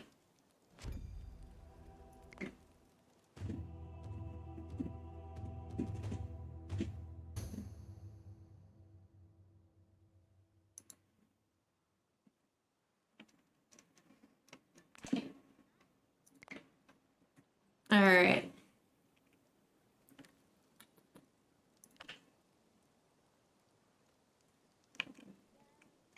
Now we can extract water at places.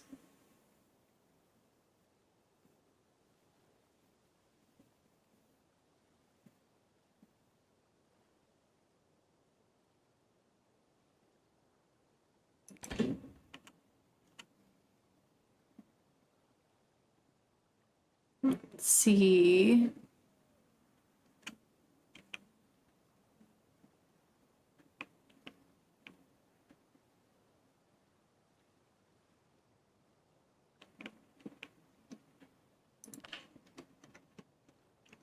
That way we can store water and not just have them have to like go to the coastline every time they're thirsty. Nuts.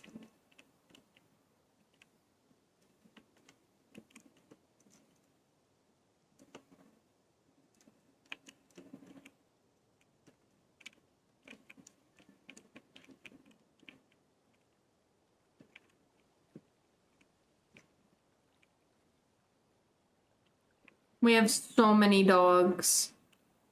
Look at all our doggies.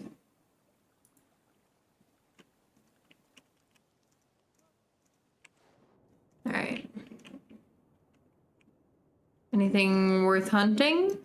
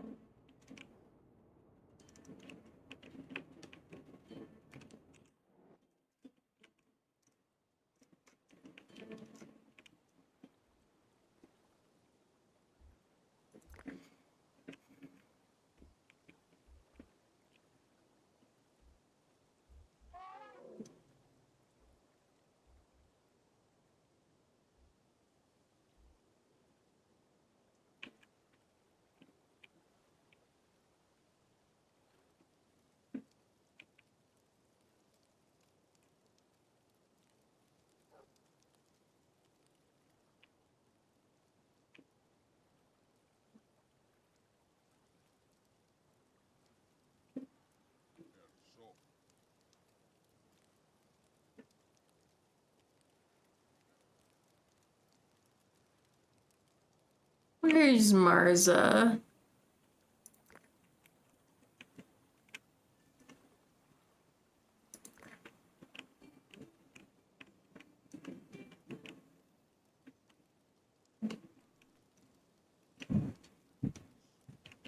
Pounder.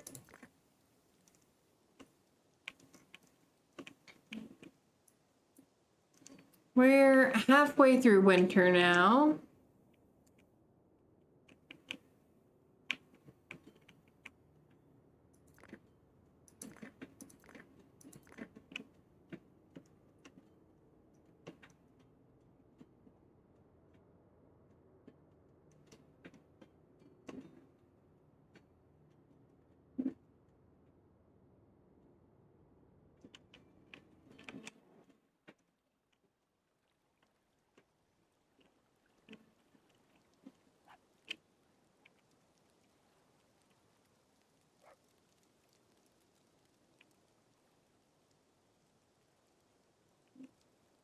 We have 2 tech points. We need 5 more to unlock another technology.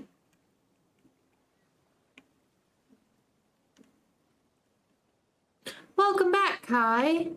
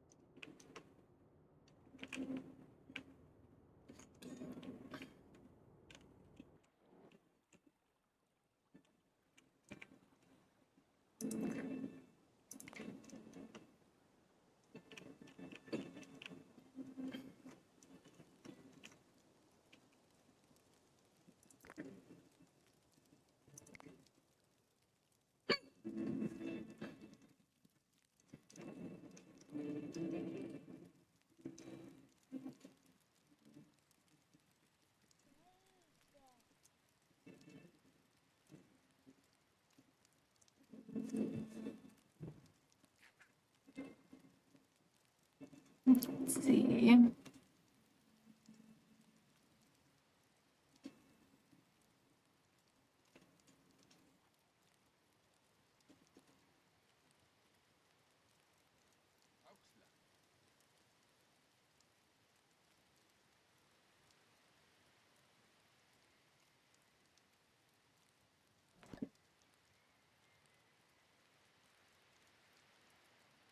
We got a knowledge point. We need 4 more for the next technology.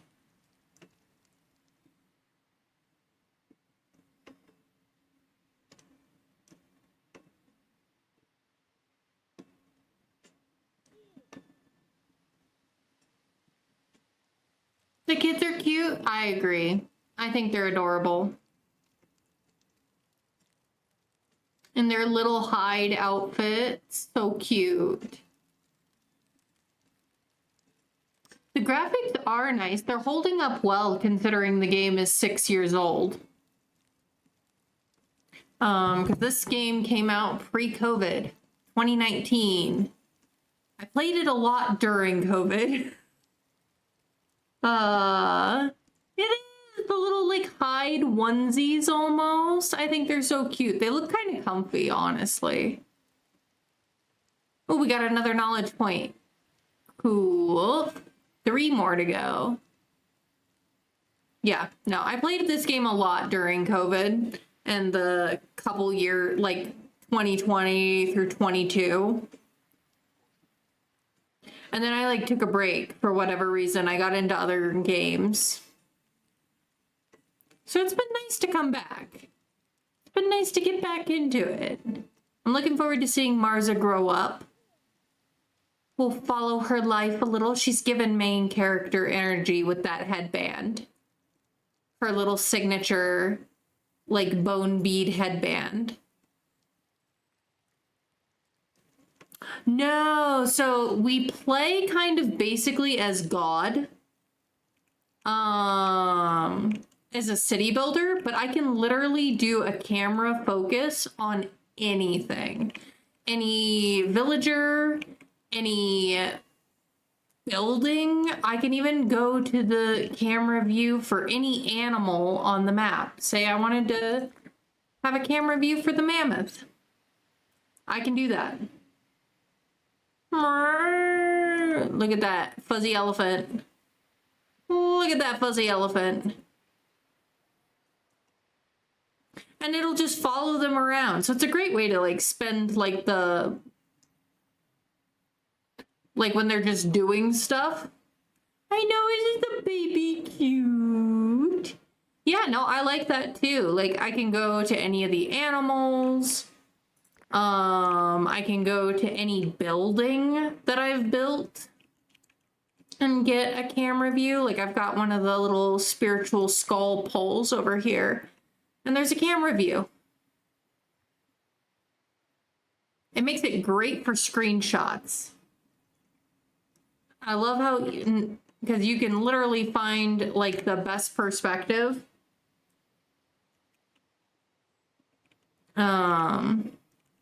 It's great for taking screenshots. We've got dogs because we have domesticated dogs. We haven't domesticated any other animals yet, but we do have dogs. And see, it'll just follow them around. I can zoom in a bit. I can rotate.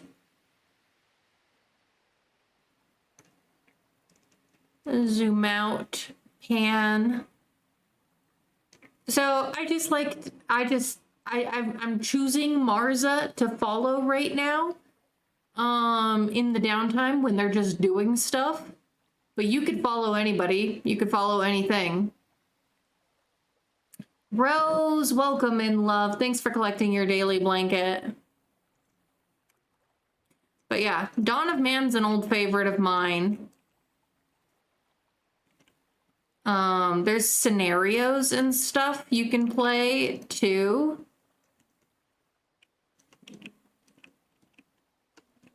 So, and we're going to develop these because eventually we'll have the thatching technology and we'll be able to upgrade all our tents to like little huts. It is. It's very relaxing following the animals or the children. It's nice. I like it.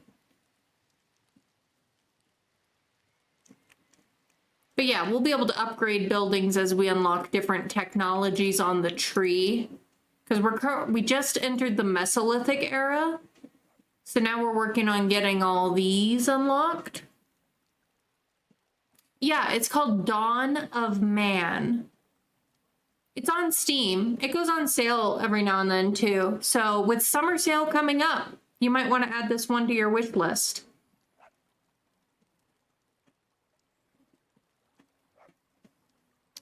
Because I'm sure with it being 6 years old, it'll go on sale. It's made by the same people who made Planet Base, if you're familiar with that. But yeah, so we've got like a tech tree with things sorted, and like certain ones of the like fauna and stuff will go extinct as we go through the ages, corresponding to the historical time that they go extinct. And all these match up with when we know of these things being invented. You know, everything from like stilting to archery, thatching, mining, bone polishing, sledge making, spirituality. And you've got like key technologies to unlock to open each age. So like for the Mesolithic era, it was pottery. Neolithic era, the key technology is cereal domestication. So basically so that we could start like agriculture of grains. Copper Age is, of course, copper smelting. Bronze Age is bronze smelting. Iron smelting for Iron Age. And all that.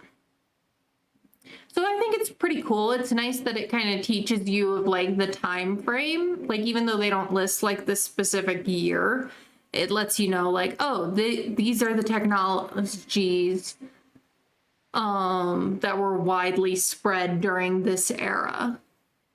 You know, I know we focus a lot on medieval history in my channel, but I'm a big fan of all history. I mean, I was like the first grade. I was really into ancient Egypt when I was a kid. And I was like the weird first grader who knew that mummies had their brains pulled out of their nose. So, because I literally read like every book my library had that my mom would let me check out about ancient Egypt. I knew way too much about the mummification process for 7 years old. But I was a weird 7-year-old, so.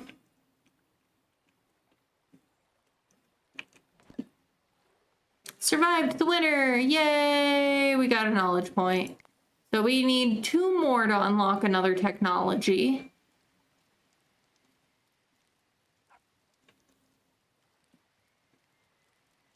I'm thinking sledge making.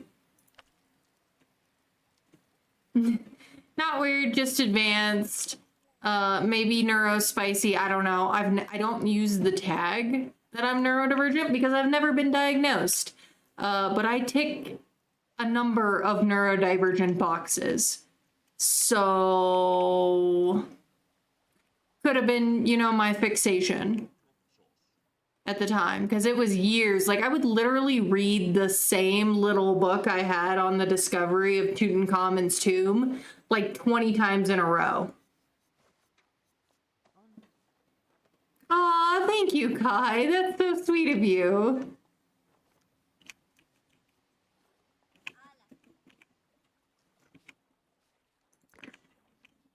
All right, it's spring again. I love the transitions between seasons. Aha, Megaloceros. We have you now. You are right next to our village. We are going to hunt you. Because I don't think we've successfully hunted one yet. So hunting one will give us a knowledge point.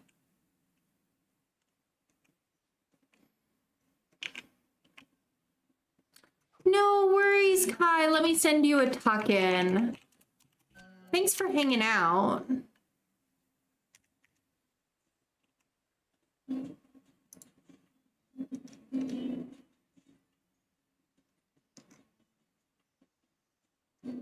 And good luck at work tomorrow. Good night.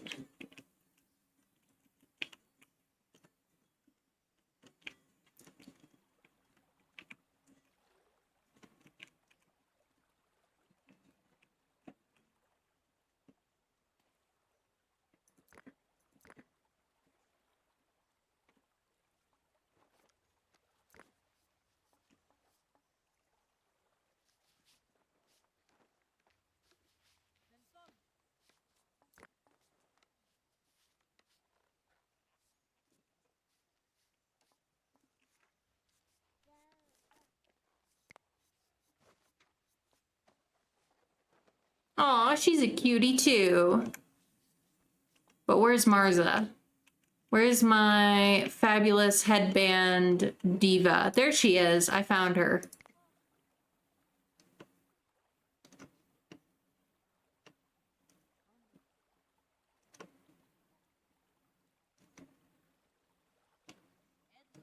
The one thing with the people in this game is there's not actually that many different faces, if you pay attention, but I'm okay with that. Like, it's not a huge detail to me.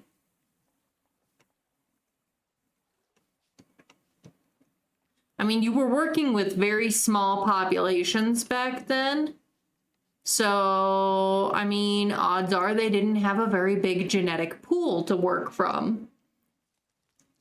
So, having a lot of similar looking people in a tribe is probably accurate.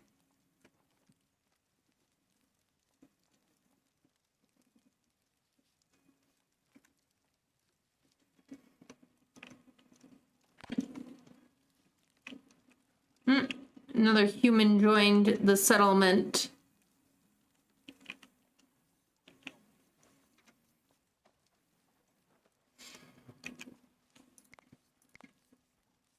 One more knowledge point, we can unlock another technology.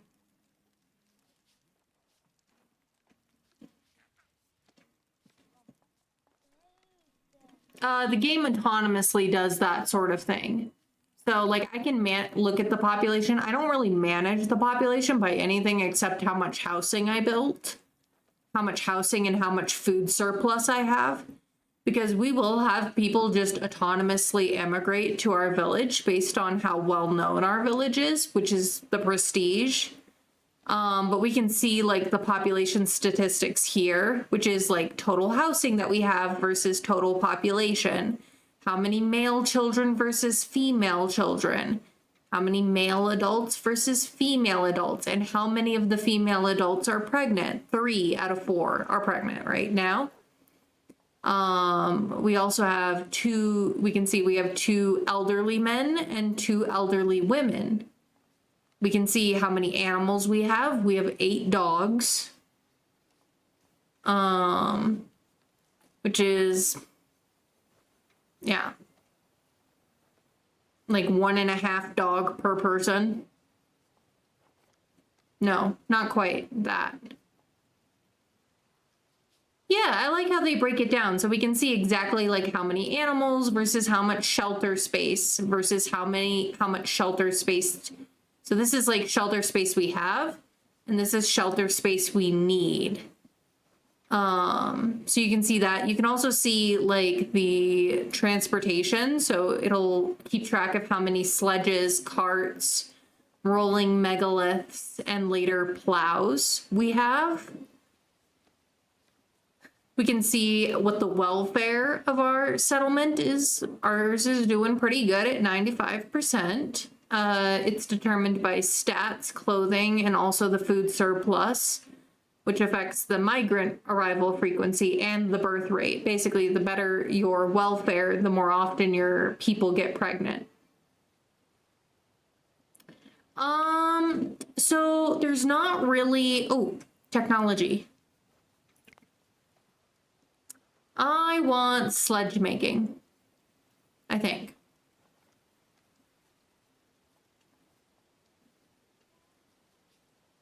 Or do I want spirituality? Let's get sledge making first. So there are storms which mostly affect morale. You can have animal attacks. So like lions or bears or wolves might autonomously attack the village or the our villagers when they're out doing things. In later eras, we can also be raided and have to defend against raiders. The further you get in the ages, the bigger the groups of raiders are. So it does almost become a little bit like a tower defense in that way. We'll be able to build up like palisades and watchtowers, set off like alarm systems, so people can like sound the alarm that raiders are coming. So that's kind of the extent of like the natural disasters sort of thing. I don't remember there being a real sickness element to the game. I don't think they really included that in the programming.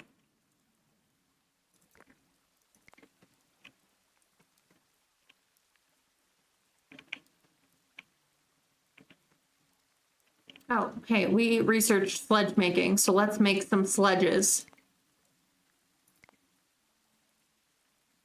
Ooh, transport post. We need that.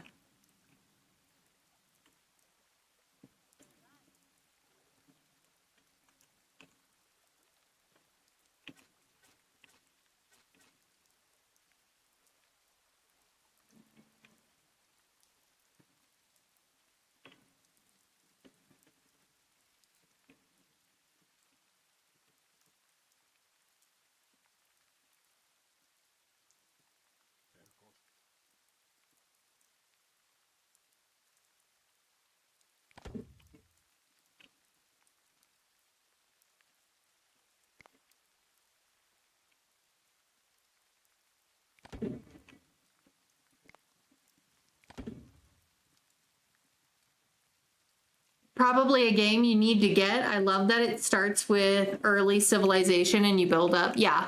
And you only start with like 5 villagers. We started, no, I think we started with like 6 maybe. I'm trying to think. We had like 1 kid, 4 adults, and 1 elder. So yeah, about 6. Depending on the difficulty you start at. And there's like 6 or so starting points on the map that you can choose from.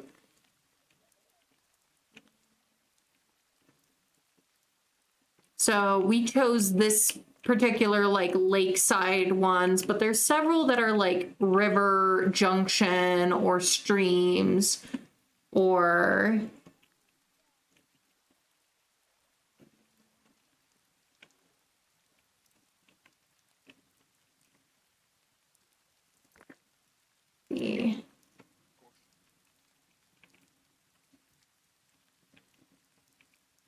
it's one like I said, I mean, this game is one I've been planning to bring on to stream for a while. And then I put it up as a possible game to play yesterday when I wasn't really sure what to play. And that's what chat voted for. So here we are.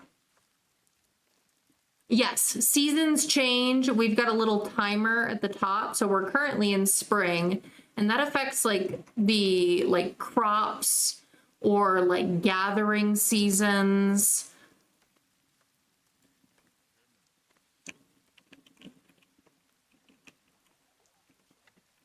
I like the changes because you can really see the change in like the foliage and such between seasons.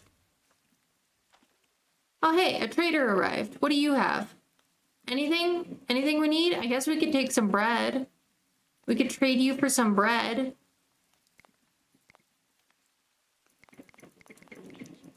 6 meat for 4 bread. Why not? Get us some loaves. All right, we got more knowledge here. We're at 2. Ooh, ads. If you're in ads, I apologize. It does help support the channel. Helps me pay my internet bill. So I appreciate any support. Internet is surprisingly expensive.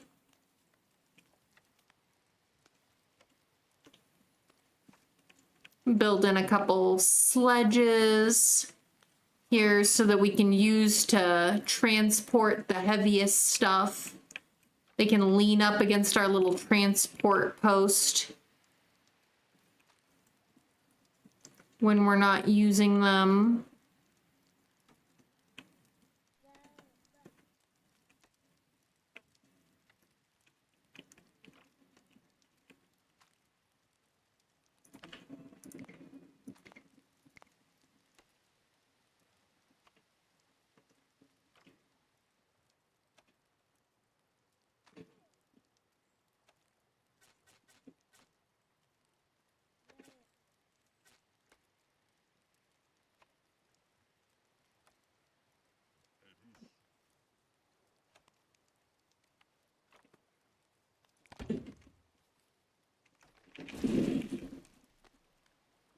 Timber.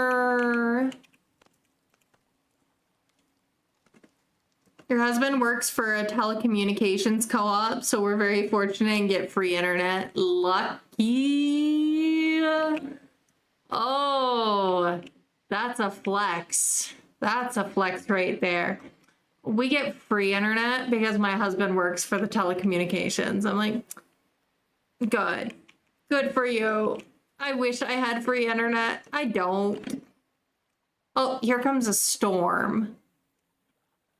Storm coming.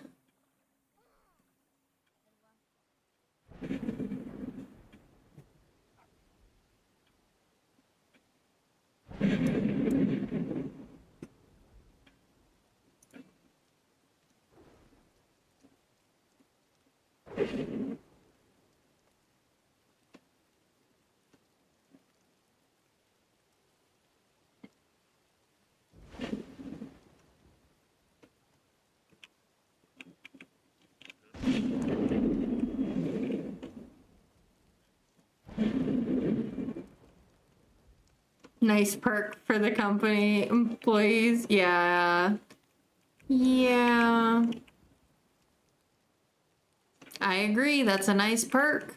Ooh, we gotta repair our storage tent here. Got a little damaged by the storm.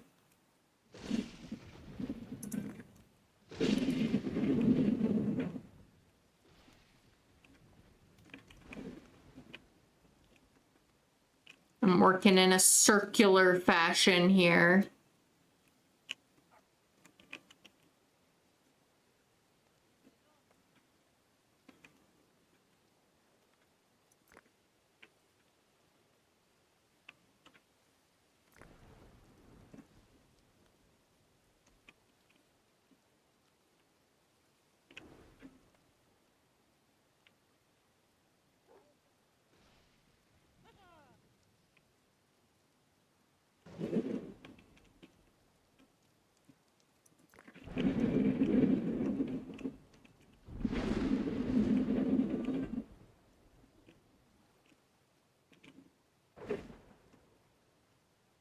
Rose, welcome back from ads. Thank you for sticking through them and supporting the channel. I really appreciate it. We're just here. We built another house. It's spring, leaning into summertime. People doing pretty good at the moment. Is there anything for us to hunt nearby? I mean, the storm's still going on, but there are some ibex, aka ancient goats, around. We'll eventually be able to domesticate the baby goats and have goats in our village. We're just not there yet.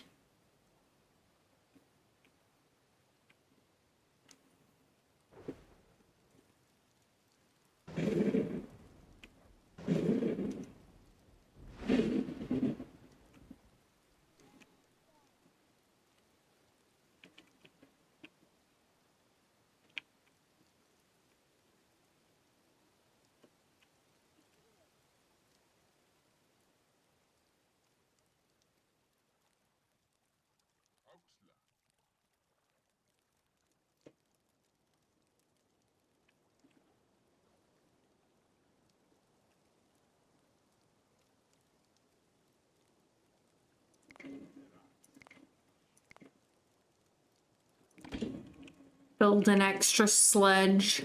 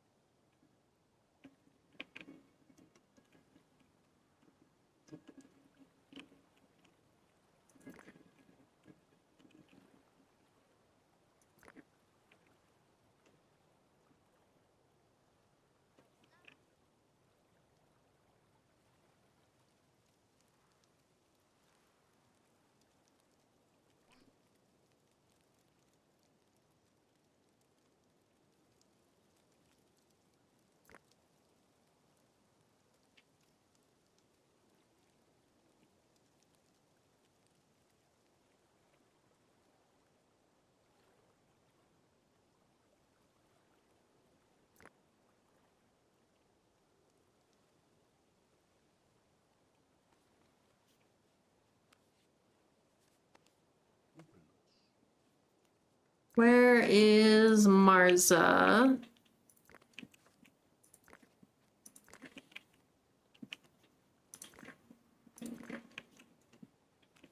She's not in a tent.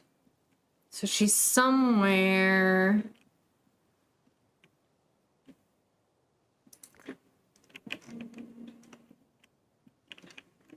Around.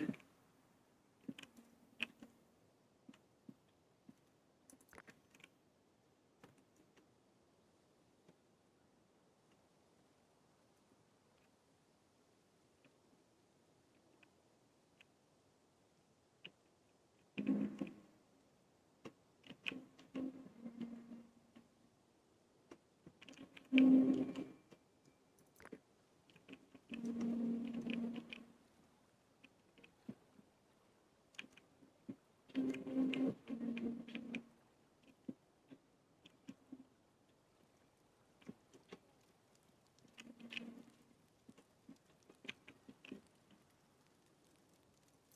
she is. We're about to go into summer.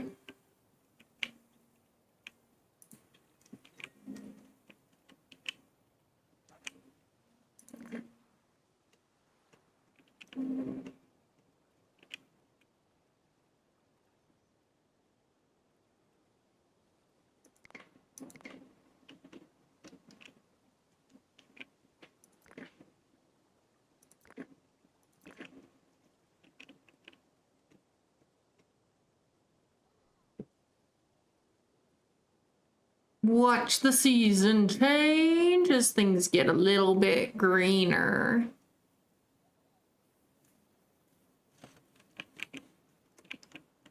Just a little bit.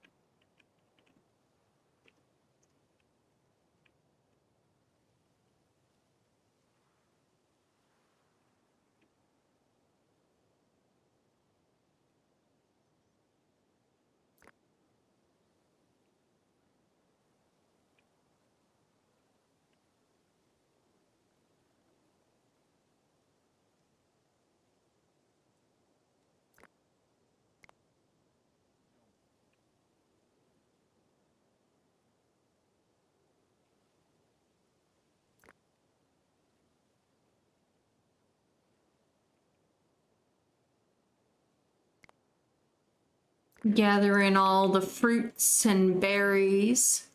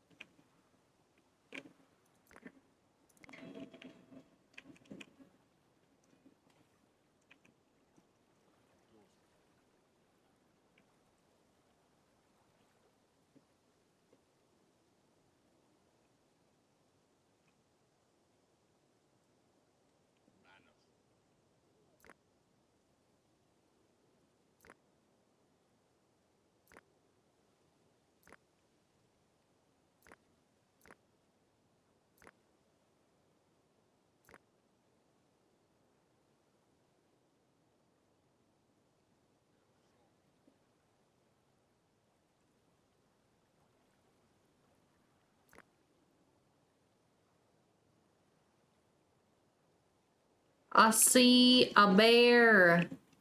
Look at that damn bear.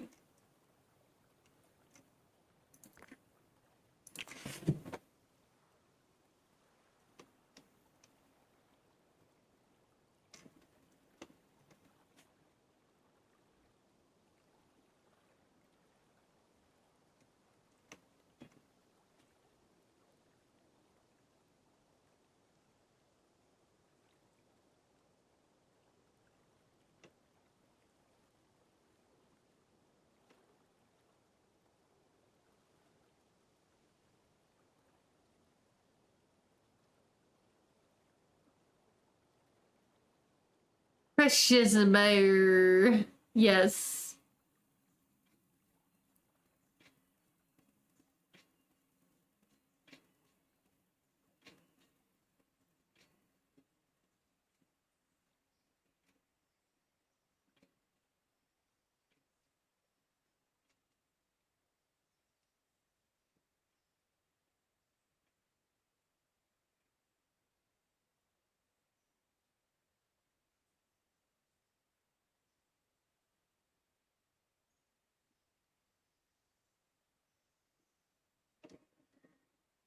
It's a good bear.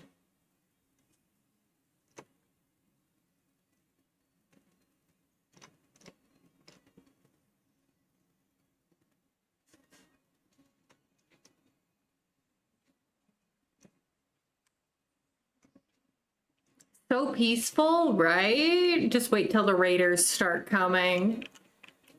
Early game is peaceful. Later game is not as peaceful. Still relatively peaceful, but seasonal raids.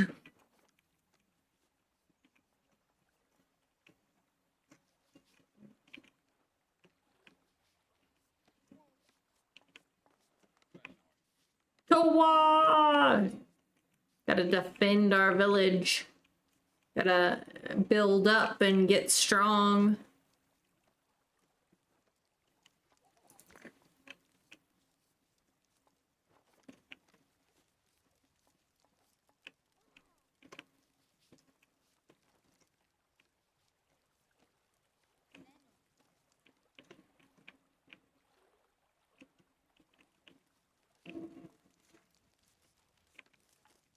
Oh, there's Marza.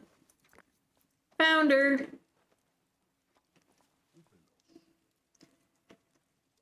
She got a bowl of berries. And she switched fits.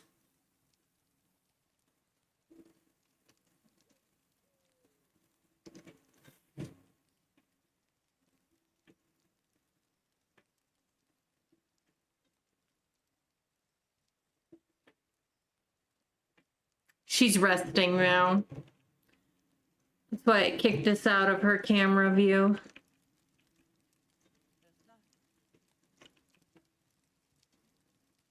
Yeah, it's on Steam. Mm-hmm. And let me see.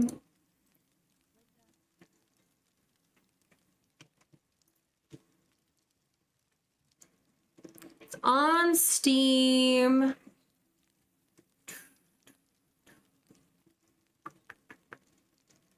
Let me see.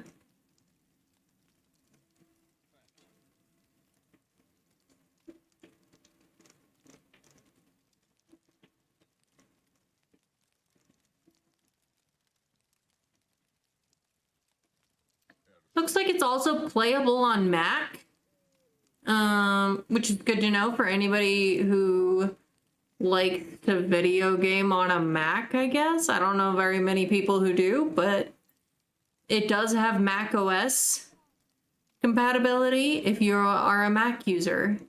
So, let's see. They actually released like an extra patch for this game back in April. So the developers do check up on it and keep it updated for things, which I think is nice.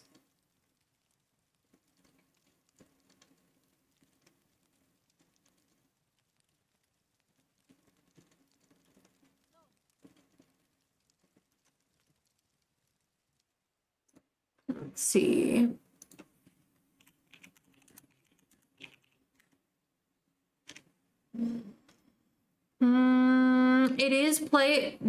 It is also available on Xbox One and PlayStation 4 if you're more of a console gamer. Just so you know. If you know, you know.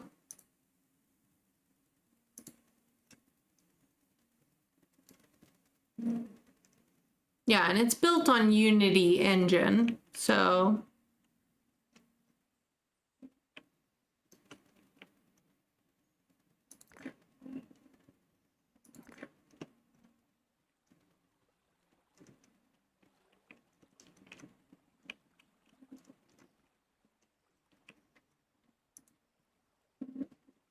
There is not a multiplayer option for it.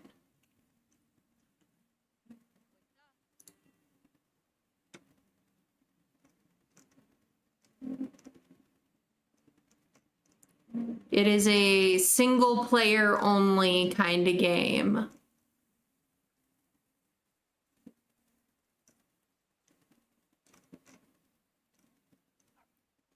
It is available in English, French, German, and Spanish for language.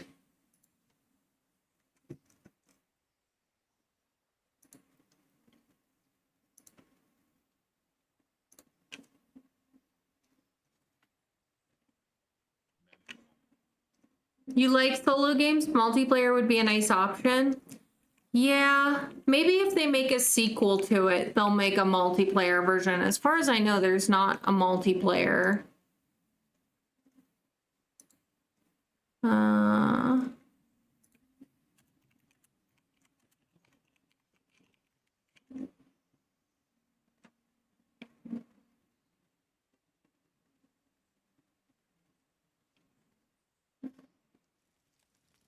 It looks like there were no plans for a multiplayer or co-op feature for this game at the moment. Not according to the developer's FAQ page about the game.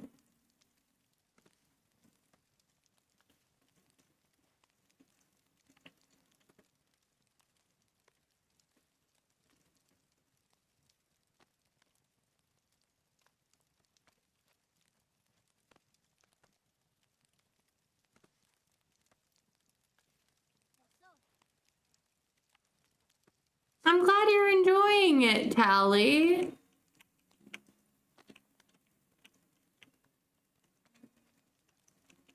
Like I said, I mean, it's pretty chill relatively, especially for early game.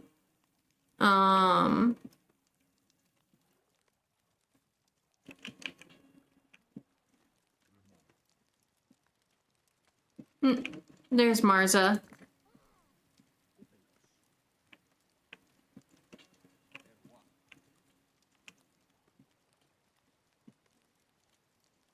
Oh yeah. Like not all the achievements, but I mean I've played through the tech tree before, yeah.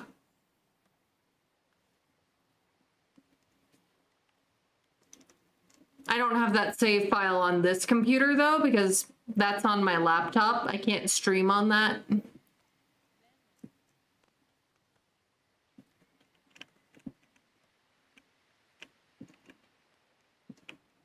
I don't really remember, Tally. I'll be honest. I don't really remember. I will give you like I know what the timeline is as far as like the actual amount of like years that this game is supposed to represent, and that's about 10,000 years. So it's very compressed for the amount of time. Candy, welcome in. Thanks for collecting your daily blanket. Because at the very beginning of the age, it's about 12,000 years ago. Let's see.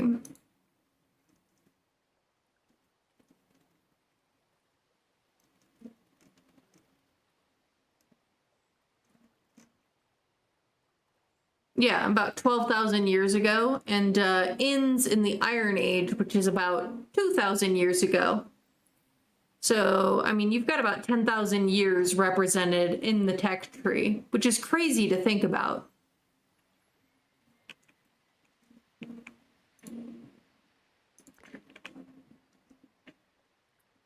Yeah, it's like a longer kind of game. Like, I mean, you've seen me. It takes a while to build up the tech points. And part of it depends on how you're playing.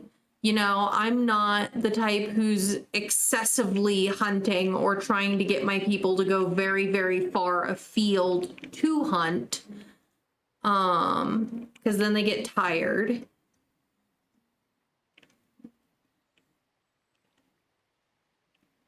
So you could do it fairly faster, probably. I'm just content usually to keep it as a fairly slower pace. So you could probably work your way through the tech tree faster. I just don't.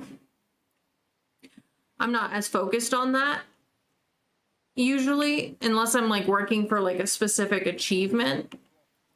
I like just enjoying the vibe, you know?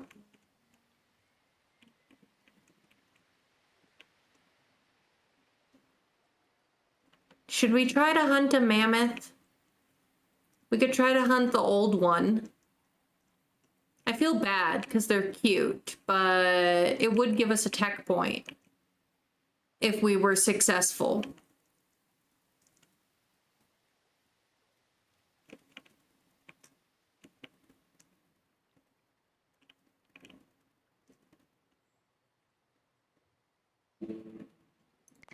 We'll try it. Human, oh hey, we got 3 knowledge points for reaching population 20. And we got a milestone for that.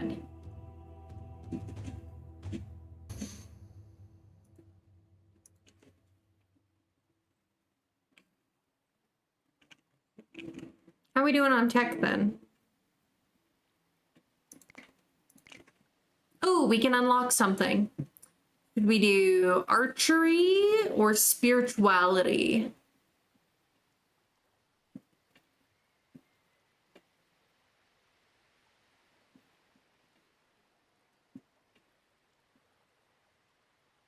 I kind of like the idea of spirituality for now, because we can make totems.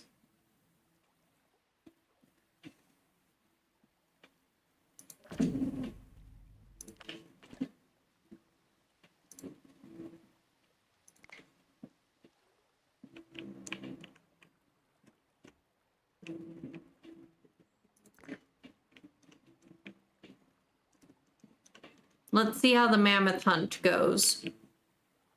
We're walking right past a bear who just don't care because we worship them. He's like, yeah, you can pass.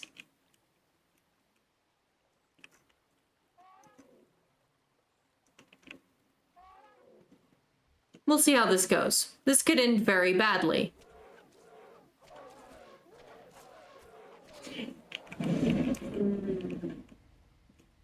Hey, we succeeded. We got 2 knowledge points for hunting our first mammoth. Bear totems, that's right. So we hunted the old one. Typically they would hunt like the old or the babies mostly because they would have been easier to hunt. But I couldn't bear to hunt the babies. I feel bad though, because the babies are here now. If they get separated. Plus, they'll defend, like they will attack if you hunt a baby, but they won't attack you except for the one being attacked. Like the others run if you hunt an adult.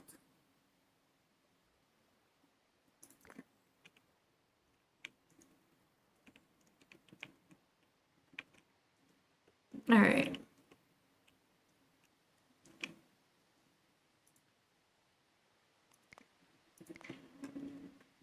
We're at 3. We need 4 more points. We can make a totem. Oh, geez. Bear. Bear. Are you going to attack us? No? Okay, I was going to say, it would be pretty sad if our patron animal, like our sacred animal attacked us. No, he just came and checked out the village. I'd say that's a good omen. Young male bear came by the village. No one was hurt. We have the bear's blessing. Spirituality. Totems.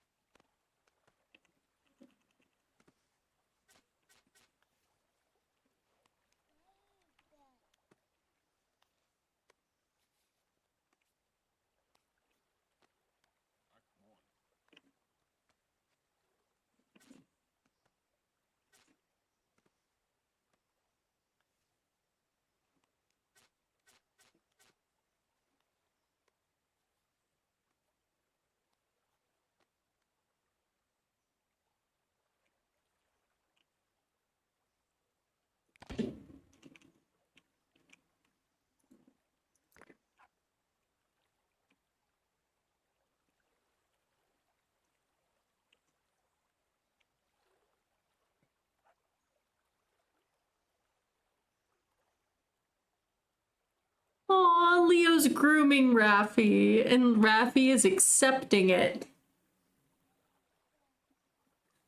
This is a big deal. This is a big deal. Raffi's not getting I spoke too soon. Raffi got annoyed. But he lasted longer than he used to.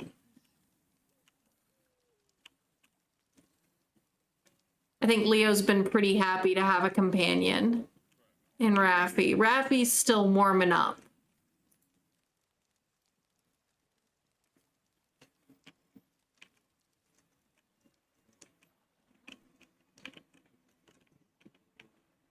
Another thing with this game is I do believe there's a fair amount of like mods you can get for it in the workshop.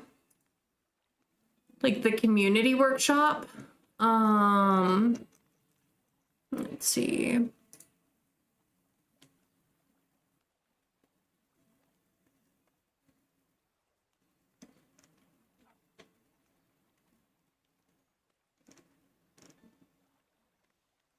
There's some language translations on there for like Finnish and Thai.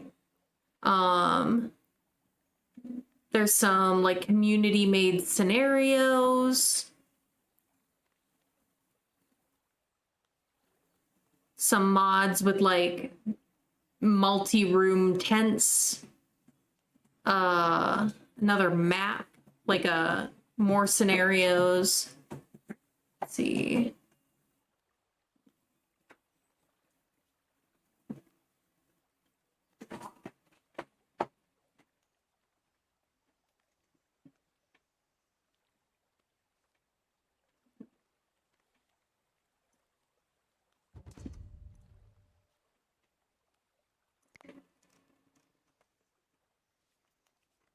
Probably call it a night here shortly, y'all, because I gotta go to work in the morning. I'll buy some bread.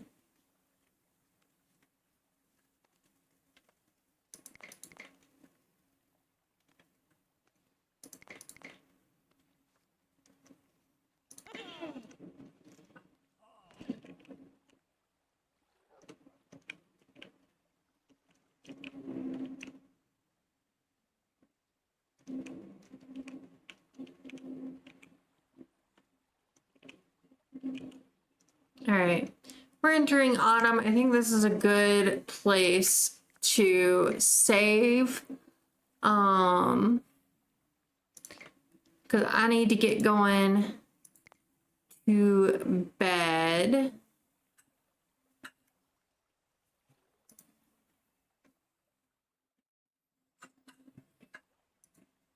Let me see if we have any friends.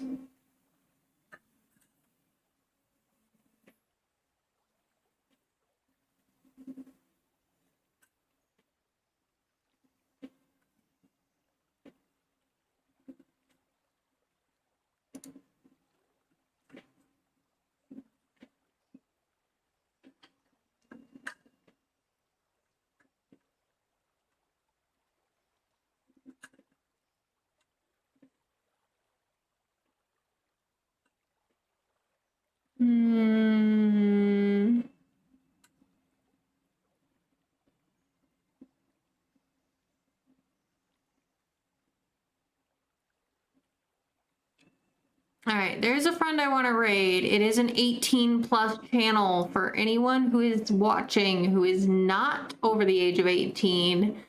This will be your time to say goodbye and good night.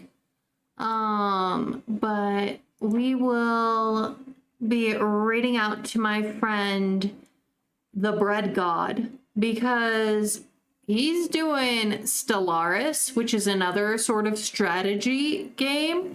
So since it's in the same like genre as this game, I figure that's a good place to raid. Bread is a really cool guy. But again, if you're under 18, this will be your time to say goodbye, good night, thank you for being here. And if you're over the 18, you can raid out with me.